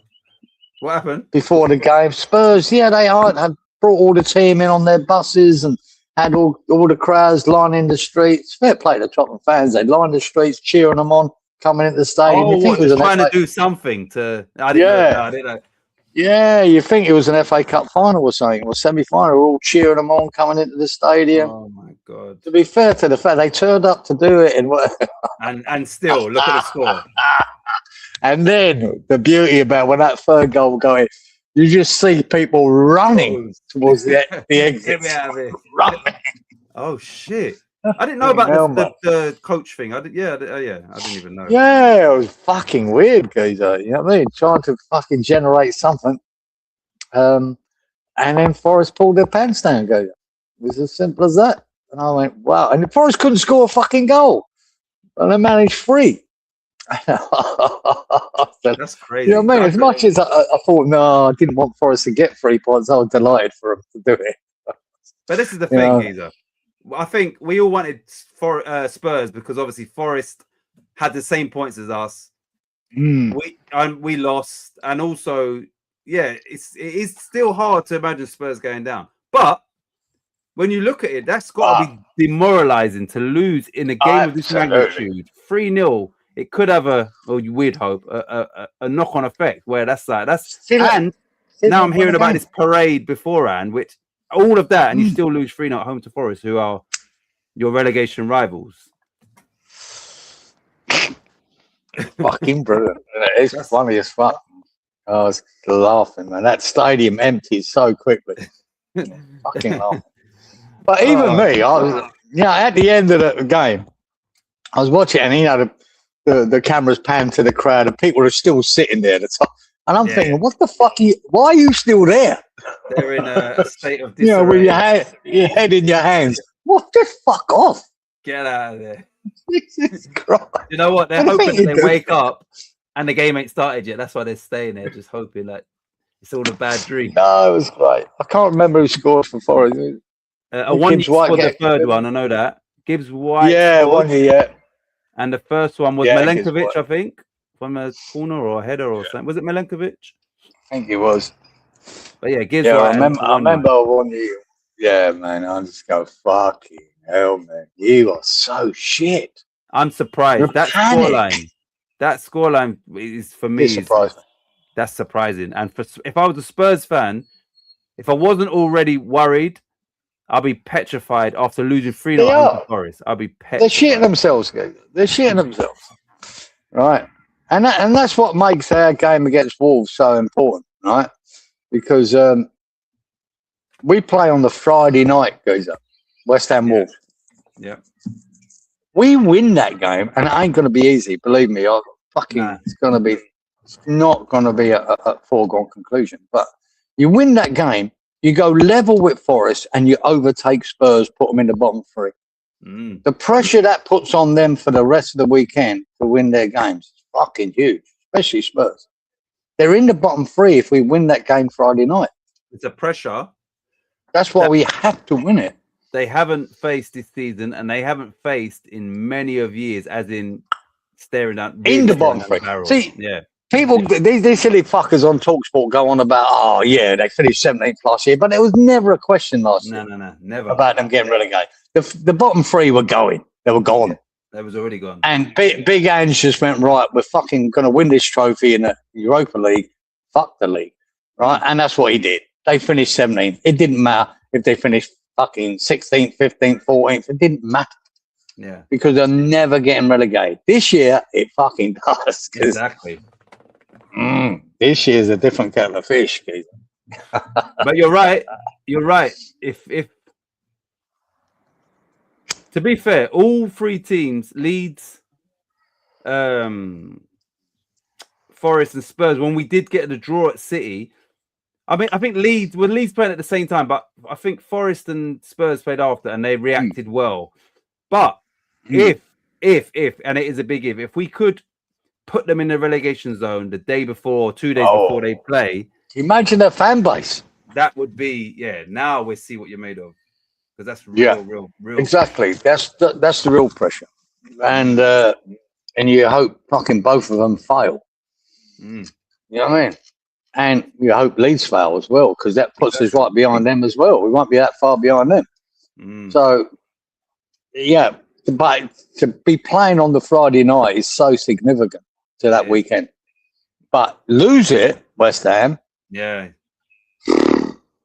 you're fucked. This is an opportunity to get out of the fucking bottom three, guys. At home against a team who's relegated and have already beat us. They won their first. Yeah. So you'd want to say, actually, let's put that right. Beat us twice. Yeah, exactly. Yep. So, Yeah. anyway, right, this game finished 3-0. We had 3 cards, 16 corners, 10 shots on target. Let me get Roberto. Yeah, he's confirmed that. Angel says, would you think it's better for winning FA Cup and to get relegated, or to lose FA Cup and stay in the Premier League? For me, I will always say try to take more trophies. It is most important. What would you rather if it was a choice? Yeah, tough choice, Angel. That question's been asked a few times, and I'd love the trophy. I'm not sure I want to sacrifice relegation for it, though. I'm not. I'm 50-50 on it. Because of the knock-on. Would we even come back up? Yeah.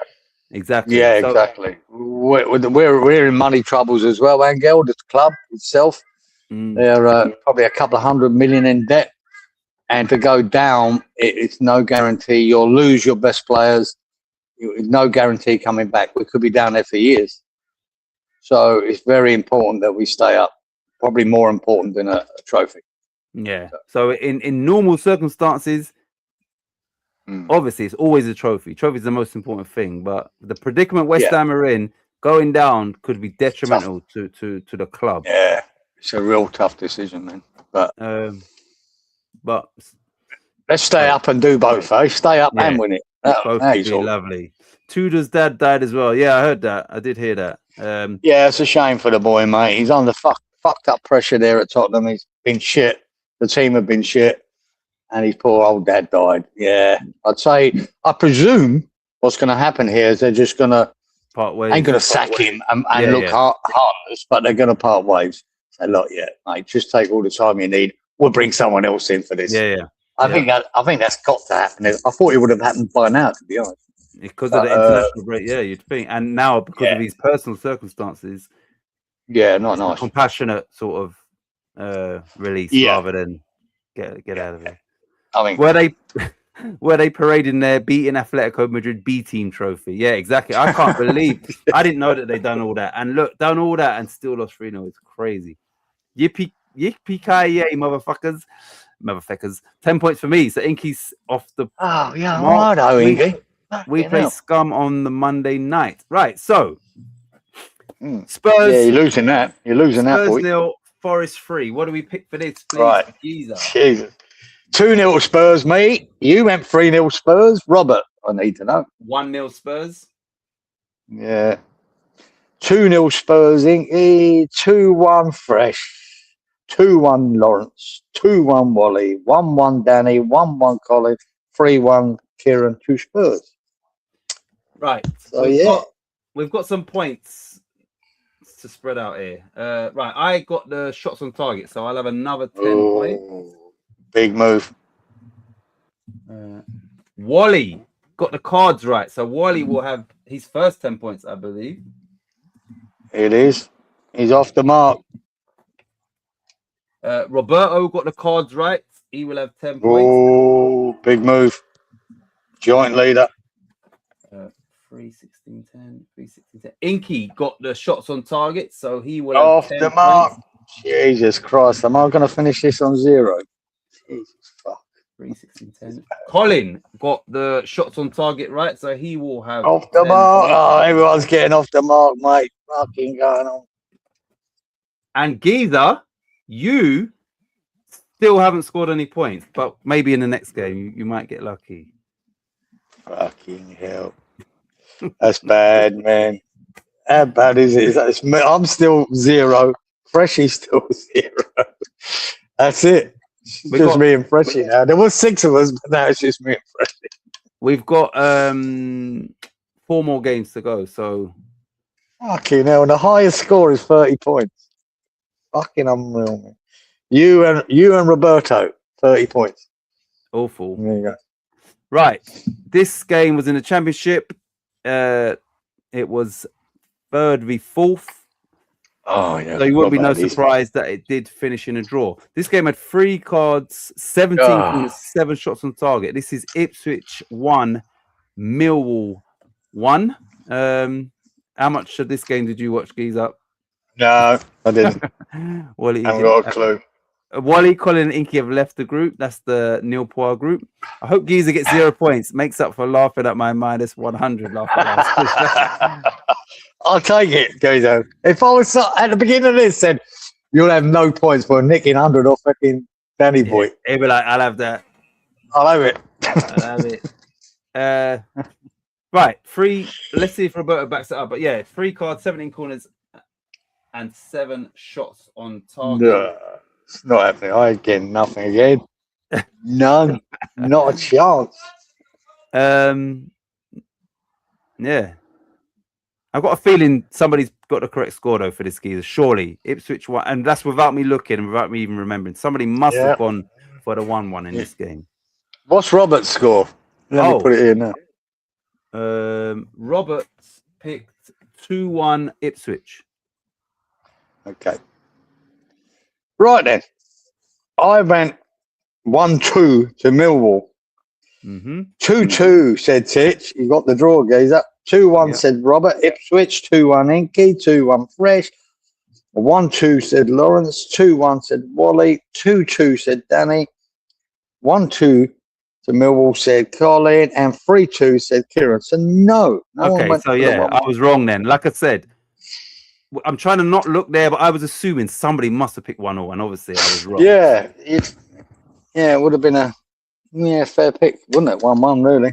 Normal service has resumed, says Inky. Right, Geezer, you can answer this. Angel says, how does the points work for this so that I know for the next season when I can be champion? So if you can, explain the points to Angel. And whilst you're doing it, I'm going to I'll put this up. So this was the stats, this was the stats for the Millwall game. So we got the score, we've got the cards, corners, and the shots on target. Yeah, you get the score is the main thing for points. 15 points, guys. If you can get the score right, and shots on target, then it's 10. Everything else is 10 after that. Shots on target, corners, and yellow cards, right? Or combined. Cards. Yeah. I'm sorry, or cards, not necessarily yellow and red, but a combined amount of cards, and they're 10 points. So you get the extra 5 points for getting the actual score right, because we believe that's the bit of skill that you got. The others were you guessing. So, and then we do the lucky dip thing. Your combined scores of all the cards, all the goals, all the shots on target, all the corners. If they add up to the total score, you get a bonus 100 points. Which, that's it. Yeah, that's it. We call that the lucky dip, because if you can just all the combined cards you picked, if you say we've got 11 games and you pick 44 cards combined and it's 44, you get 100 points. Yeah. So, Angel, the one thing that Giza missed out, and it is quite a new thing. If you pick a 0-0 now, you get 20 points if that comes in rather than 15. But that is a new thing we've introduced. Anyway, I'll put this up, Angel, quickly. The lucky dip. So let me remove this here. The banner. No, not the banner. Sorry, one sec. Comments. Right, Angel. So look here. This. One sec. Let me get rid of this now. This week, Angel, in those 11 games, we always pick 11 games. In the red, there was 46 cards in total across all those games. So Robert and Danny, their card totals for all the different games totaled the same thing. So they get 100 points. And also, sorry, so that's that. Also, Angel, no one has got this yet. But for instance, if Giza picked for the Leeds game 2 cards, he picked 8 corners, he picked 6, and he also picked 0-0. That's called a superfecta, and you'll get 100 points for that. But nobody's achieved that yet. If you get everything right from one game, all 4 elements, you will score 100 points instead of 45. So, yeah. But all you'd have to worry about, Angel, is just getting in your predictions, and then we'll work out the scores on that anyway. So yeah, all you got to do is just get your predictions in for each game. And if you're like me and Giza, we just do it on the spot. We don't write it down. We just do it on the day. So yeah, it's all fun. Right. So let's go back here. Ipswich Mill. Where we? How does this one? Angel was robbed. Oh, Danny says, Angel, I was robbed by Titch for 100 points, so be careful. Right, sorry, let me go back to the game we was at. Ipswich. Right, you read out the scores, didn't you? Yeah, you did. Right, here we go, Giza. 3-17-7. 3-17-7. 3. Lawrence got the free card, so another 10 points for Lawrence. Oh, big move. Big move, Lawrence. On the big 30. And the only other person to score, and that was also for the cards, was young Kieran. So another 10 points for Kieran. Oh, fucking hell. We've got 3 games remaining. Right. This is my ambition now, is to beat Freshie. We're both on 0. Or maybe I can't. Maybe you both just sit in the old misery bar and just have a drink together. And yeah, you can't end up with absolute 0. But all these games here, I probably will, because I know nothing about them. But what's the chances of more than one person? How many people's on 0? Just you and Freshie now? Yeah, it's just me. That's it. Thieves everywhere, especially that Giza fellow.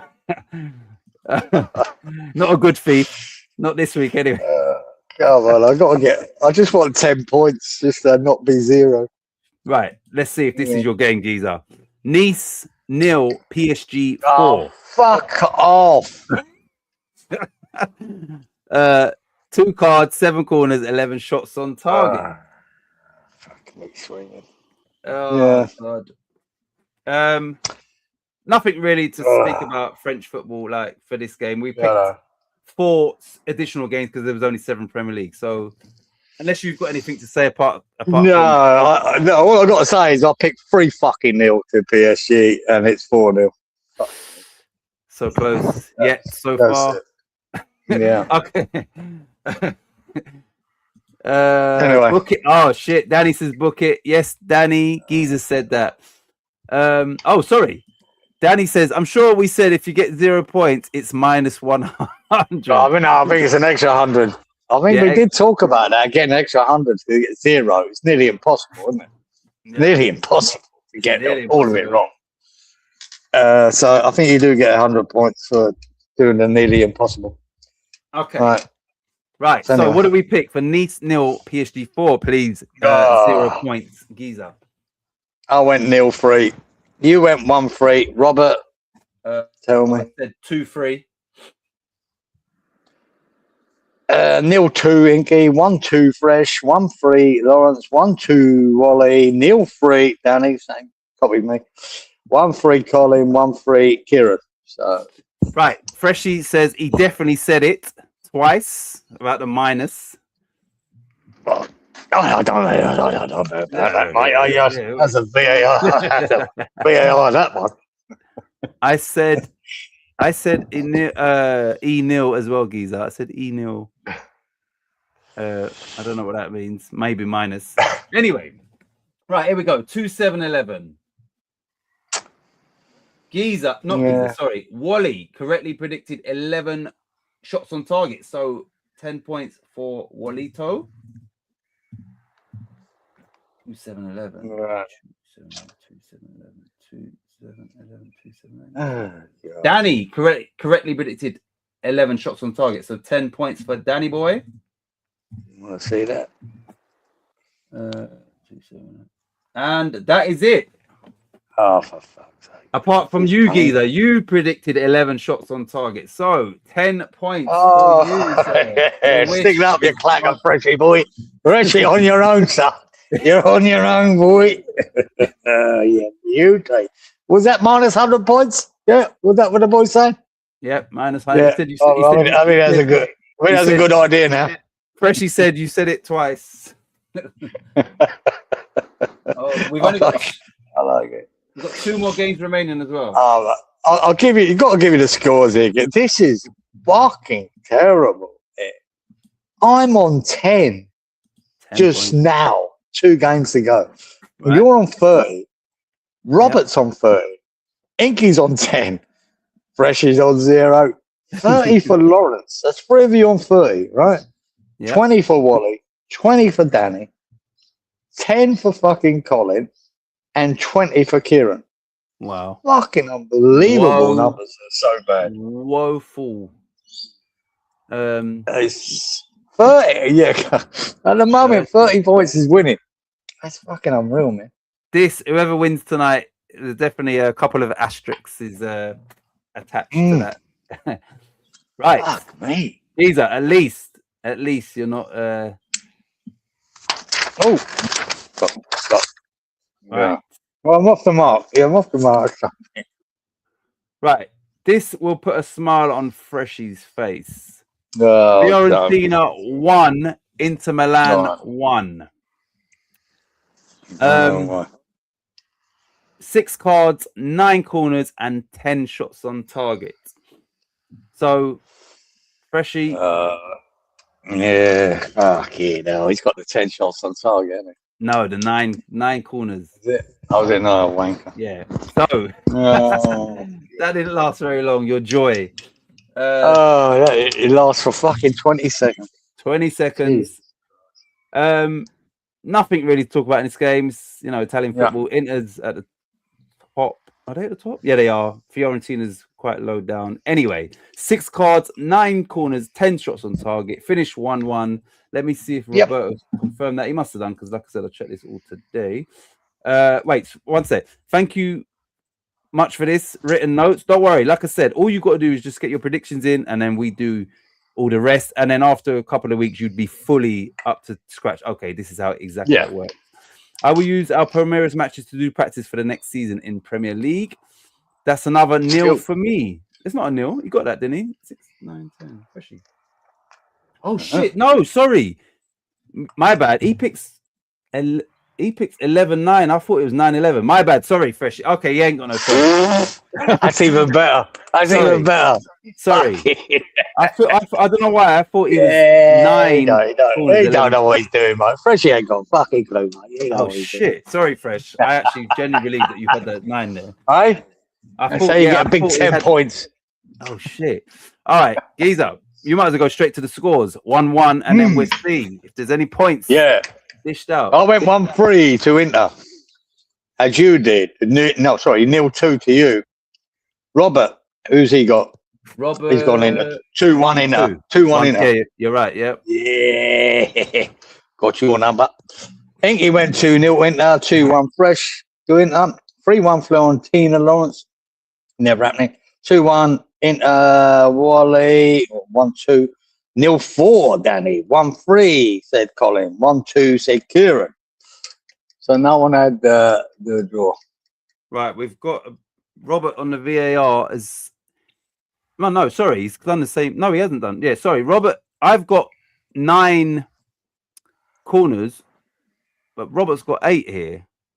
Which, yeah, let me just go back into this. Stats, corners.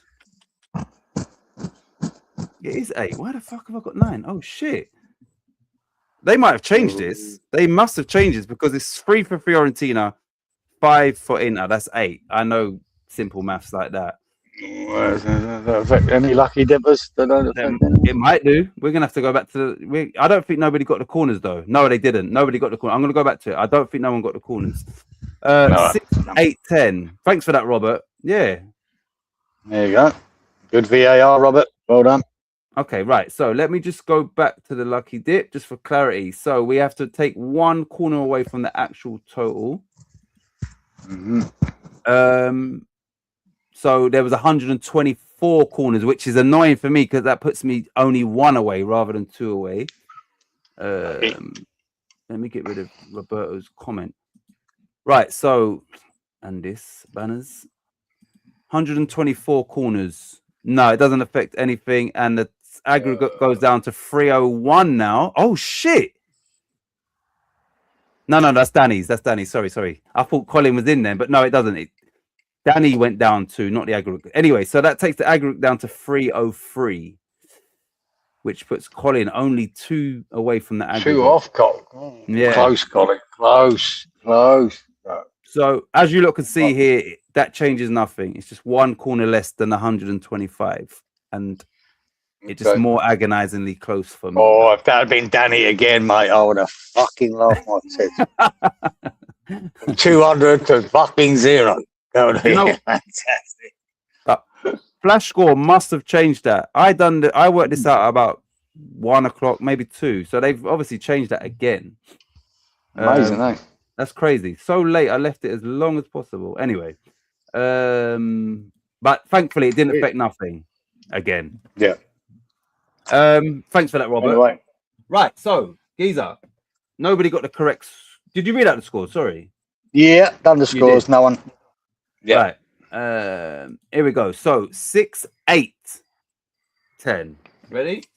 Fuck's sake. And I had 9. I had 9 as well. So anyway.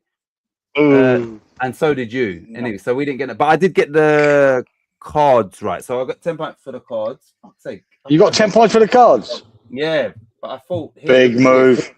I would have had big 10 move for that as well. Right. Big move. 8, 10. 6, 8, 10. 6, 8, 10. Robert got the shots on target, so 10 points for Roberto. Big move. The 30s to 40s, the 2 leaders. 6, 8, 10. 6. Colin got the cards, so 10 points for Colin.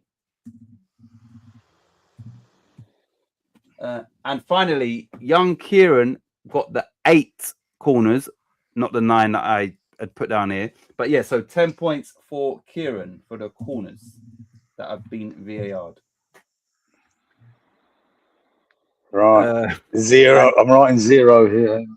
This is down to the last game. That's last game. Right. Still on 0, Freshy boy.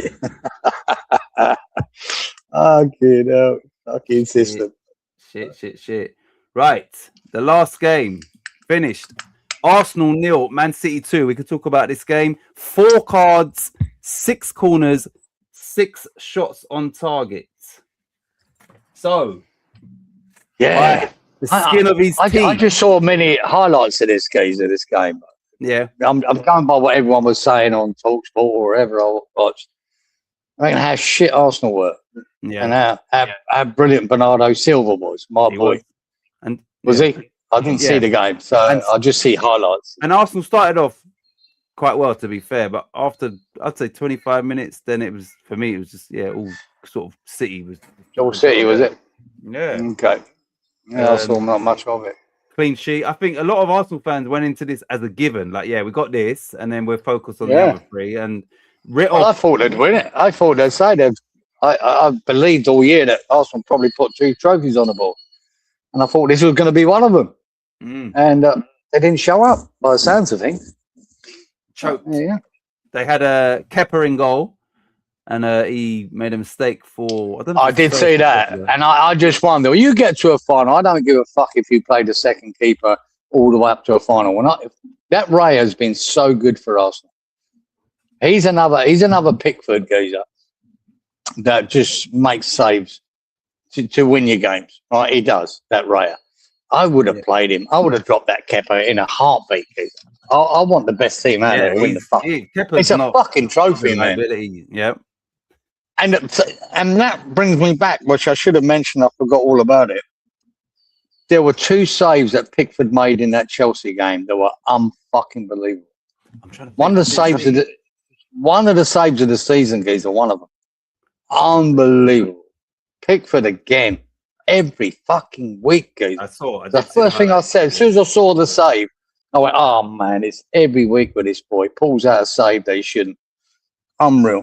And Raya can do that for Arsenal. Like, why you wouldn't play him in the final? I'll never know. And he fucked up and let a goal in. There you go. If you want to win trophies, geezer, forget, oh no, we can't. We played him all this time up to the final. Bollocks. We're going to win it now. Put the best keeper in. Don't make sense to me. There you go. Well, that should have been the easiest of their trophies. Well, no, it's the Premier League now because obviously they're so far clear. But the thing is, the only thing that Arsenal, I don't think it will happen. They got to play City, and obviously they've lost to City, so psychologically. But imagine if Arsenal lose to City and then maybe draw a game somewhere else, and they've still got 2 or 3 games to go, and City do what they don't look like they can do, which is win every game. But imagine if that would be the ultimate. I'd love it, but it would. Colin would be fucking delighted because he'd been saying it all along, but I just don't see it because City haven't been good enough. Exactly. But then they turn up for this final and win it quite easily by the sound of things. But yeah, wouldn't it be wonderful? Wouldn't it be wonderful? Danny says, I was hoping it was going to take some points off someone. Just my luck. Nope, just you, mate, for that. Inky, Roberto, can you do that shots or goals and get me 100 points? Book it, says Danny.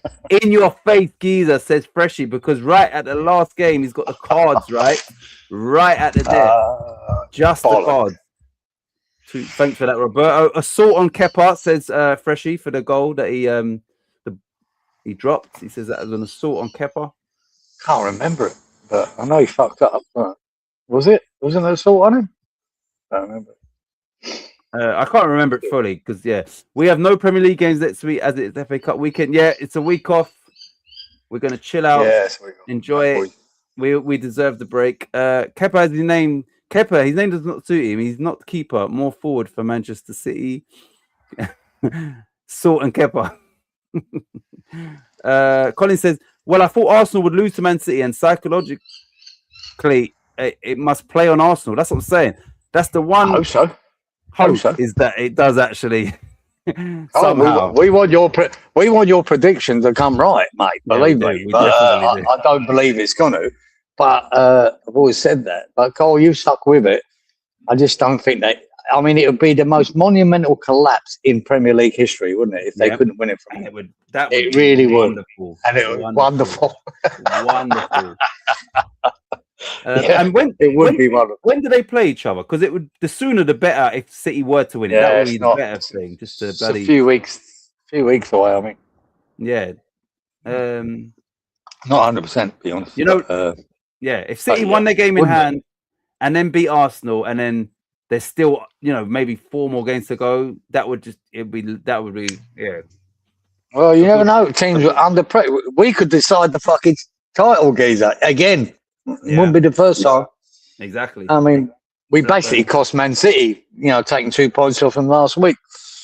We've cost them badly, but remember, my favourite was Man United. when Man United, when Blackburn the 1-0 won the league. Yeah. And I was in Crete at the time. We all watched it in a pub, the West Ham Man United game. It was the Alamo times fucking 10, geezer. McCloskey saved fucking everything. We were just fucking getting hammered, and we held on, and it won Blackburn the title. Because Blackburn lost that day. We needed to take a point off Man United, and we did. Did It was they my lose? best I think game. they lost 1-0 to someone, didn't they? Blackburn. Was it I Newcastle? don't know if it was 1-0. Forget who it was. I think they were. I think it was more because I think they were winning and then they lost it. Oh, okay. And that might have been Liverpool. Right at the death, they lost the game, and everyone was panicking at Blackburn, and we held on. Like, I remember, was it Fergie or they had some bad things to say about West Ham? The fact that Fergie said they only fucking turn up against us and shit like that. They only play fucking turn up. Oh, he was spewing, guys. He was crying like a fucking bitch. Lovely. It was great. It was great. Made it all the better. He says, not if City lose 60 points, as they say, says Roberto. I say we beat Arsenal, says Colin. That would also be wonderful. Yeah, wouldn't it? To cost them, you know what I mean? If you even put City in the mix to win it, would be great, wouldn't it? Would be wonderful. Okay, yeah, I remember this now. Liverpool 2, Blackburn 1. Redknapp scored a free kick for Liverpool. Yeah. Yeah, it was Liverpool, but and it was just such a wonderful day. Just fucking for that. We were cheering, right, in the pub in Crete. There was a load of West Ham there, and there was about 8 of us. And there was a load of other West Ham supporters. We were cheering like we'd won the league. Or costing them the league. But you know what the thing is, Peter? Now that obviously I just remember it as Liverpool would have been sort of pissed that they've given the title to Man United. Yeah. And then super happy that they won, and also Man United didn't because West Ham done. You understand? Because obviously Liverpool would not have wanted Man United to win the league, obviously. But they had to be professional and win their game against Blackburn. Blackburn should be forever in our debt for that. Exactly. And was Doug Leash was the manager for Blackburn as well, wasn't he? Yeah, Kenny Dalglish. Dalglish up there. You had Shearer up front. With the other Newell. Mike Newell. Was it Newell? Not Newell. The other guy. The other boy. Sutton. No, it wasn't Sutton. No. Yeah, it was Sutton. Yeah. It was. Yeah. It was Sutton. Sutton and Dalglish. Sutton and Shearer. Brilliant. And who went there? We sold them Tony Gale. Tony Gale went there on a fucking free or something. I think it was Tony Gale. He left West Ham on the free to there, I think, and end up with a fucking Premier League. Won a Premiership medal. I don't think he played that much, but he fucking won a Premiership medal. Oh, God. Angel says, I do have holiday for my birthday, April the 7th. That's 2 days before one of my sons. Angel. If Arsenal end up with nothing, does Rice leave? Says Colin. No. Nah, I don't think so. But I don't think they're going to end up with nothing either. Unfortunately, it would be. No, I still think they'll win the league, mate. And Champions League is whatever. I mean, every team that's in it now, I think, could win it. I fancy Bayern myself, but I think every team could win it. Freshie says we drew 1-1 after going 1-0 up. McCloskey played a blind that Dalglish lifted the trophy in front of the cop, which they would have loved that for him. Yeah, they wouldn't have minded it. No. Sutton and Shearer, SDS. Yeah, fucking McCloskey was unreal on the day, mate. Ludek. Man, it was just save after save after save. It was fucking ridiculous. We were fucking 11 men behind the ball trying to keep them out. Brilliant. Yeah, just the fact that it pissed off Man United is just fucking lovely. Fucking lovely. Right, Skeezer, sorry. For this last game, which was obviously the cup final, it finished Arsenal 0, Man City 2, 4 cards, 6 corners, 6 shots on target. What do we pick for the final game, please, Geezer? Oh, yeah. I went 1-0 Arsenal. You went 2-1 City. What's Roberts? Robert picked 2-1 Arsenal. 2-1 City, ain't he? 2-1 Fresh, Arsenal, 2-1 Lawrence City, 2-1 Wally City, 1-1 Danny, 2-2 Colin, 0-0 Zed Kieran. Right, so no correct score. I don't think anybody got a correct score tonight, did they? No. That's rare. That's like really rare. That's crazy. Crazy rare. That's crazy. I think that's never happened before. That's never happened before. No, it hasn't. It definitely hasn't. Hence the scores. And look at the thing. Oh, apart from the cards, 6 corners, 6 shots on target. It's not a lot. So don't expect much for the final game. It's not going to cut it. That's not going to cut it. Well, I picked 4 cards, so I will have big move. Points, please. Big move. Big move. Jesus, you should be embarrassed if you win this buff on 50 points. Wally got the cards right. He'll have 10 points. 466, 466, 4. Freshie got the cards right. He will have 10 points. By the skin of his teeth. And the only other 2 also with the cards was the 2 Leeds boys, Inky and Danny, both 10 points apiece. And that is it, Giza. Inky and Danny.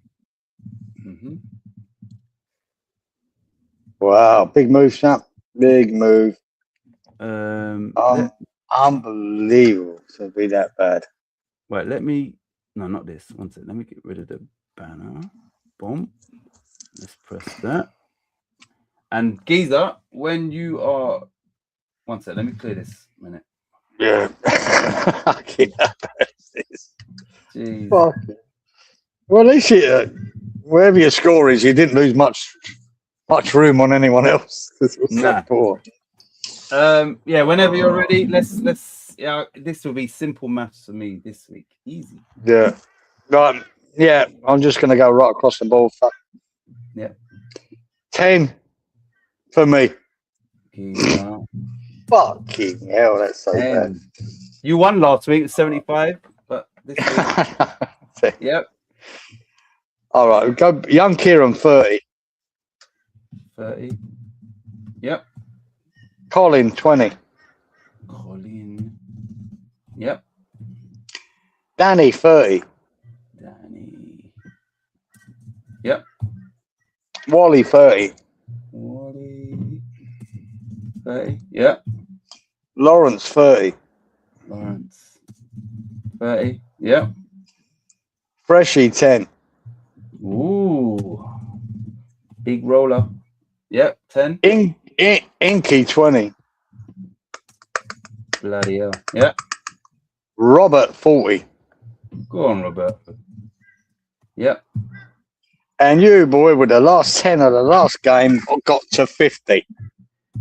Champion. Get in there, fucking champion. Asterisk. 50 points. A 50-point champion. Got to be the first fucking time. Fucking terrible, man. Danny says that's what you get for laughing because of minus 100 Giza. Karma. I'm delighted with 10, to be honest, Danny boy. Yeah. I didn't think I was going to be on 0. Fucking Freshie by the skin of his teeth gets 10. Bloody hell. But yeah. But, mate, even the high, I'm only 40 points behind the highest scorer there. They're not that bad. Exactly. Dear. There's no point. There'll be no change in the league table at all with those. The only thing is, it's brought me a bit closer to Freshie. Actually, I got 50. He got 10. Other than that, there's no. It's not going to make any difference. Yeah, that's just woeful. Yeah, it doesn't make any difference. Fucking not one correct score. Fuck me, that's so bad. 50, the high score. Colin says, well done, Titch. Thank you, Colin. Yep, this is when you see, like, when it's a bad week, who can really dig out a result, and I've done that. So, yeah, I'd like to thank everybody in my home, my household, supporting me through this. Danny says, I thought I only scored 10 myself. Shall we give him 10 then? Danny. What have I got him then? I've got him down to 30. Can we just give him 10 then? Because he said he thought he scored 10. All right, Danny. No worries, Danny. We can do that for you, mate. We like taking points off you. It's put me over 3,000 points, says Danny.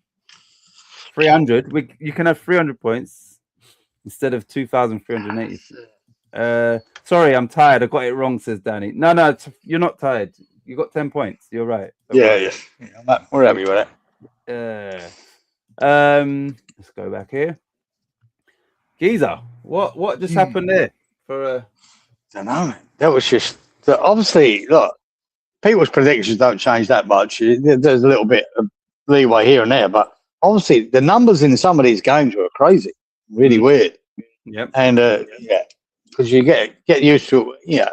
There's a little variance, isn't there? Your cards might be 3 to 5 or 6, and there was just one game in that first game. Was it 11 fucking cards? Yeah, 11 cards. Where the fuck that come from? We're talking Brighton, Liverpool here. We're not talking fucking Man United, Leeds. Exactly. It was some weird fucking numbers. Yeah. Crazy. Some weird scores as well. And like I said, Everton, 3-0 against Chelsea. Forest Gump and Tottenham winning 3-0. Who the fuck picking that? Sunderland beating Newcastle. You knew Newcastle. I said last week about for revenge. There's no way Sunderland are winning this. Well, fucking they are. Yeah. It shows you how football is crazy it is. Even City keeping a clean sheet. I don't know how likely, or how. Yeah, I don't think exactly. Yeah. So, the fact that nobody got a correct score this week. There's 10 participants and 11 fixtures, and between us, we couldn't get a correct score this week, which is crazy. Exactly. That's a lot of predictions on scores. We never got one right between 11 people.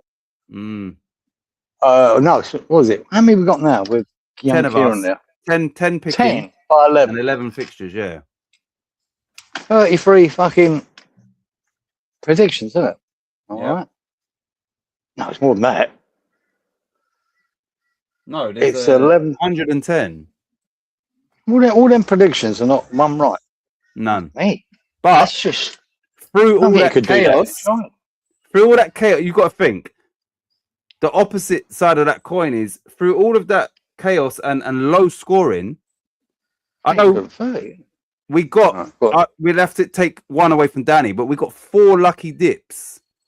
So these points was poor and everything was all over the place. But then obviously other things did total up. You understand? So it kind of swings and roundabouts.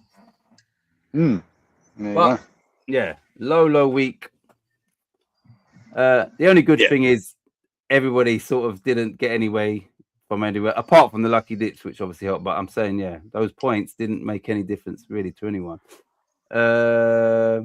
Angel says, in next year, I must have 7,000 points.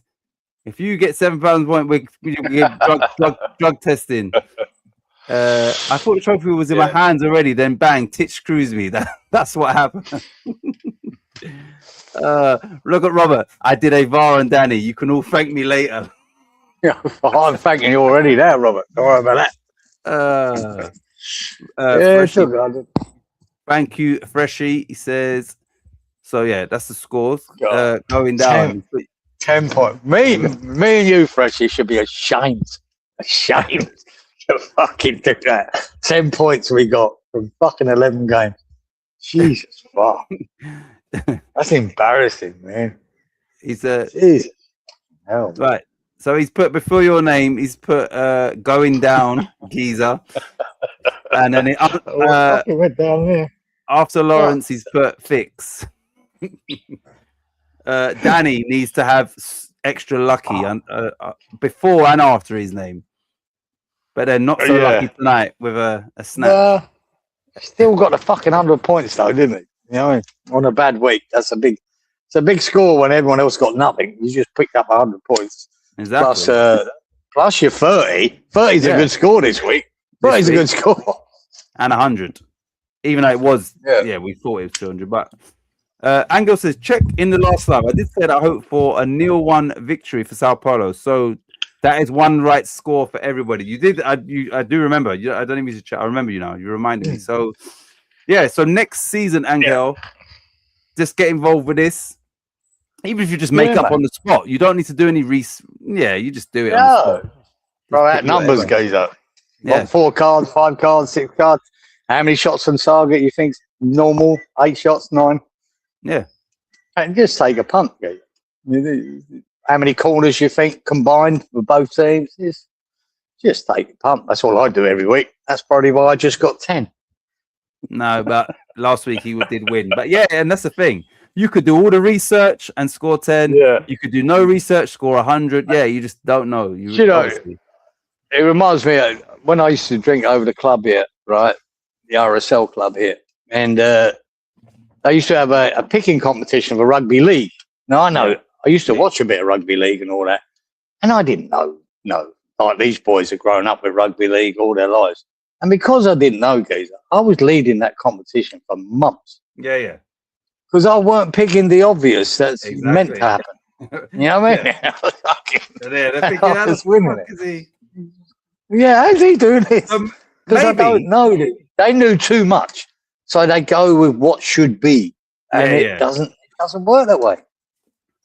Or any sport doesn't work that way. Are you suggesting that because Danny doesn't really know about football, he's using that logic, and that's why he's top of the league? Buckle. Now I get it. I was wondering how he. Nah, I get it. Yeah, I get it. Exactly that. Well, we know this, Geezer. You're out of the FA Cup. We know that much. Oh, please.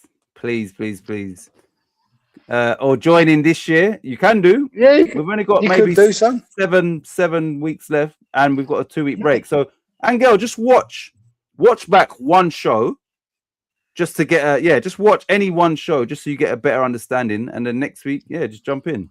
Yeah, next season, you can throw your numbers in. Go, just see how you go for the remaining fixtures if you want some.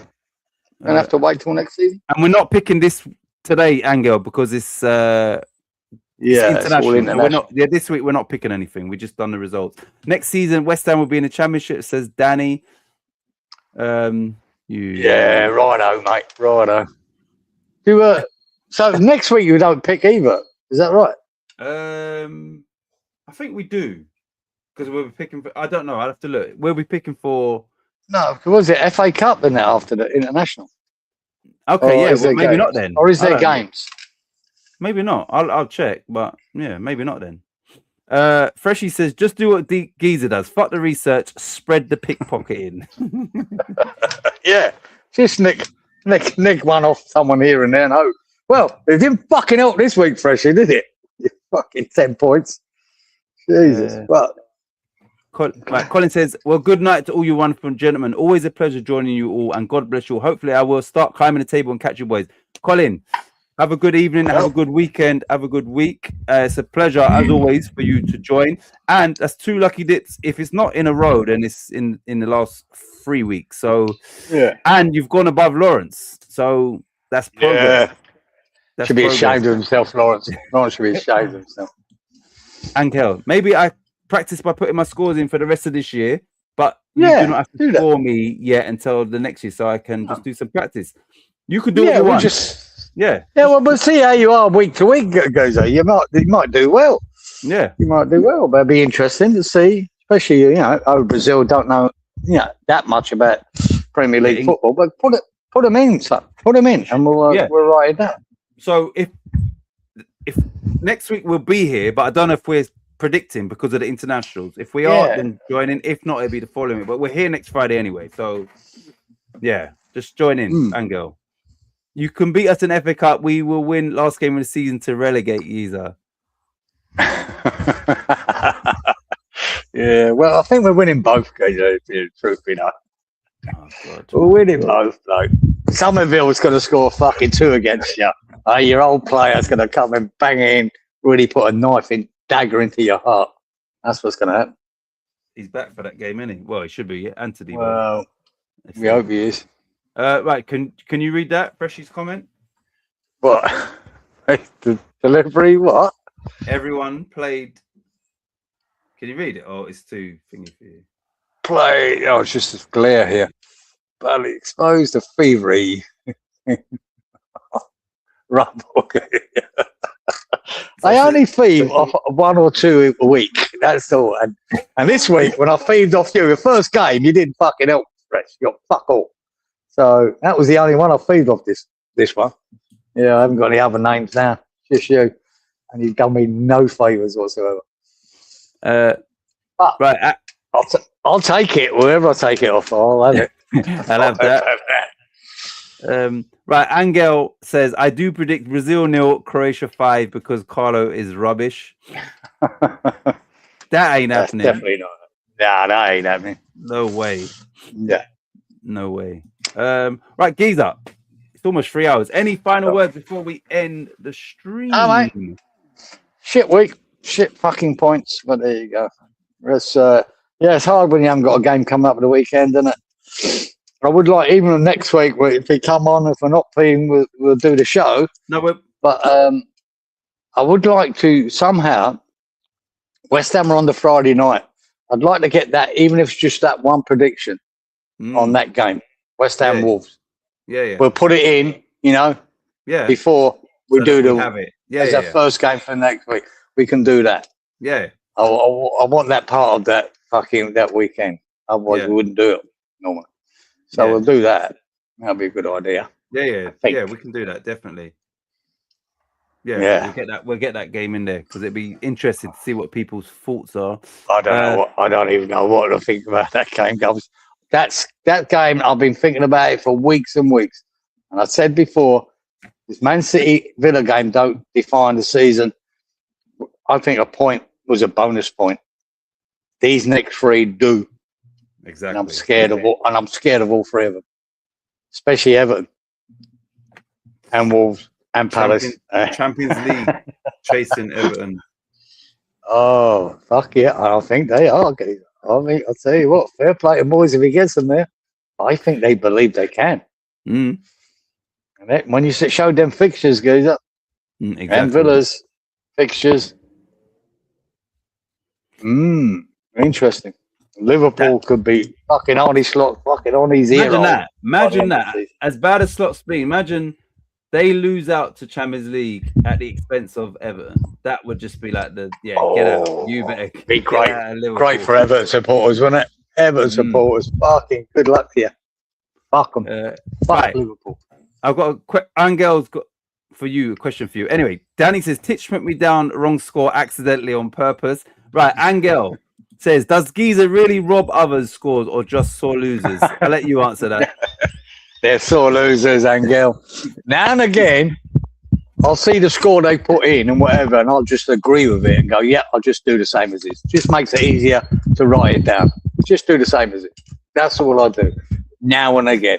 I've done it once this week. And if it comes good, they tell me I'm thieving it, right? If it goes bad, they say nothing. That's right. So this slander's reached Brazil now. Everybody's like in Brazil talking, mate. Yeah. Well, what's his name went to Brazil, didn't he? Who's that? Paqueta? No, the great train robber, Ronnie B. Oh yeah, he did. I'm going Wolves 5-0 win. Says Danny.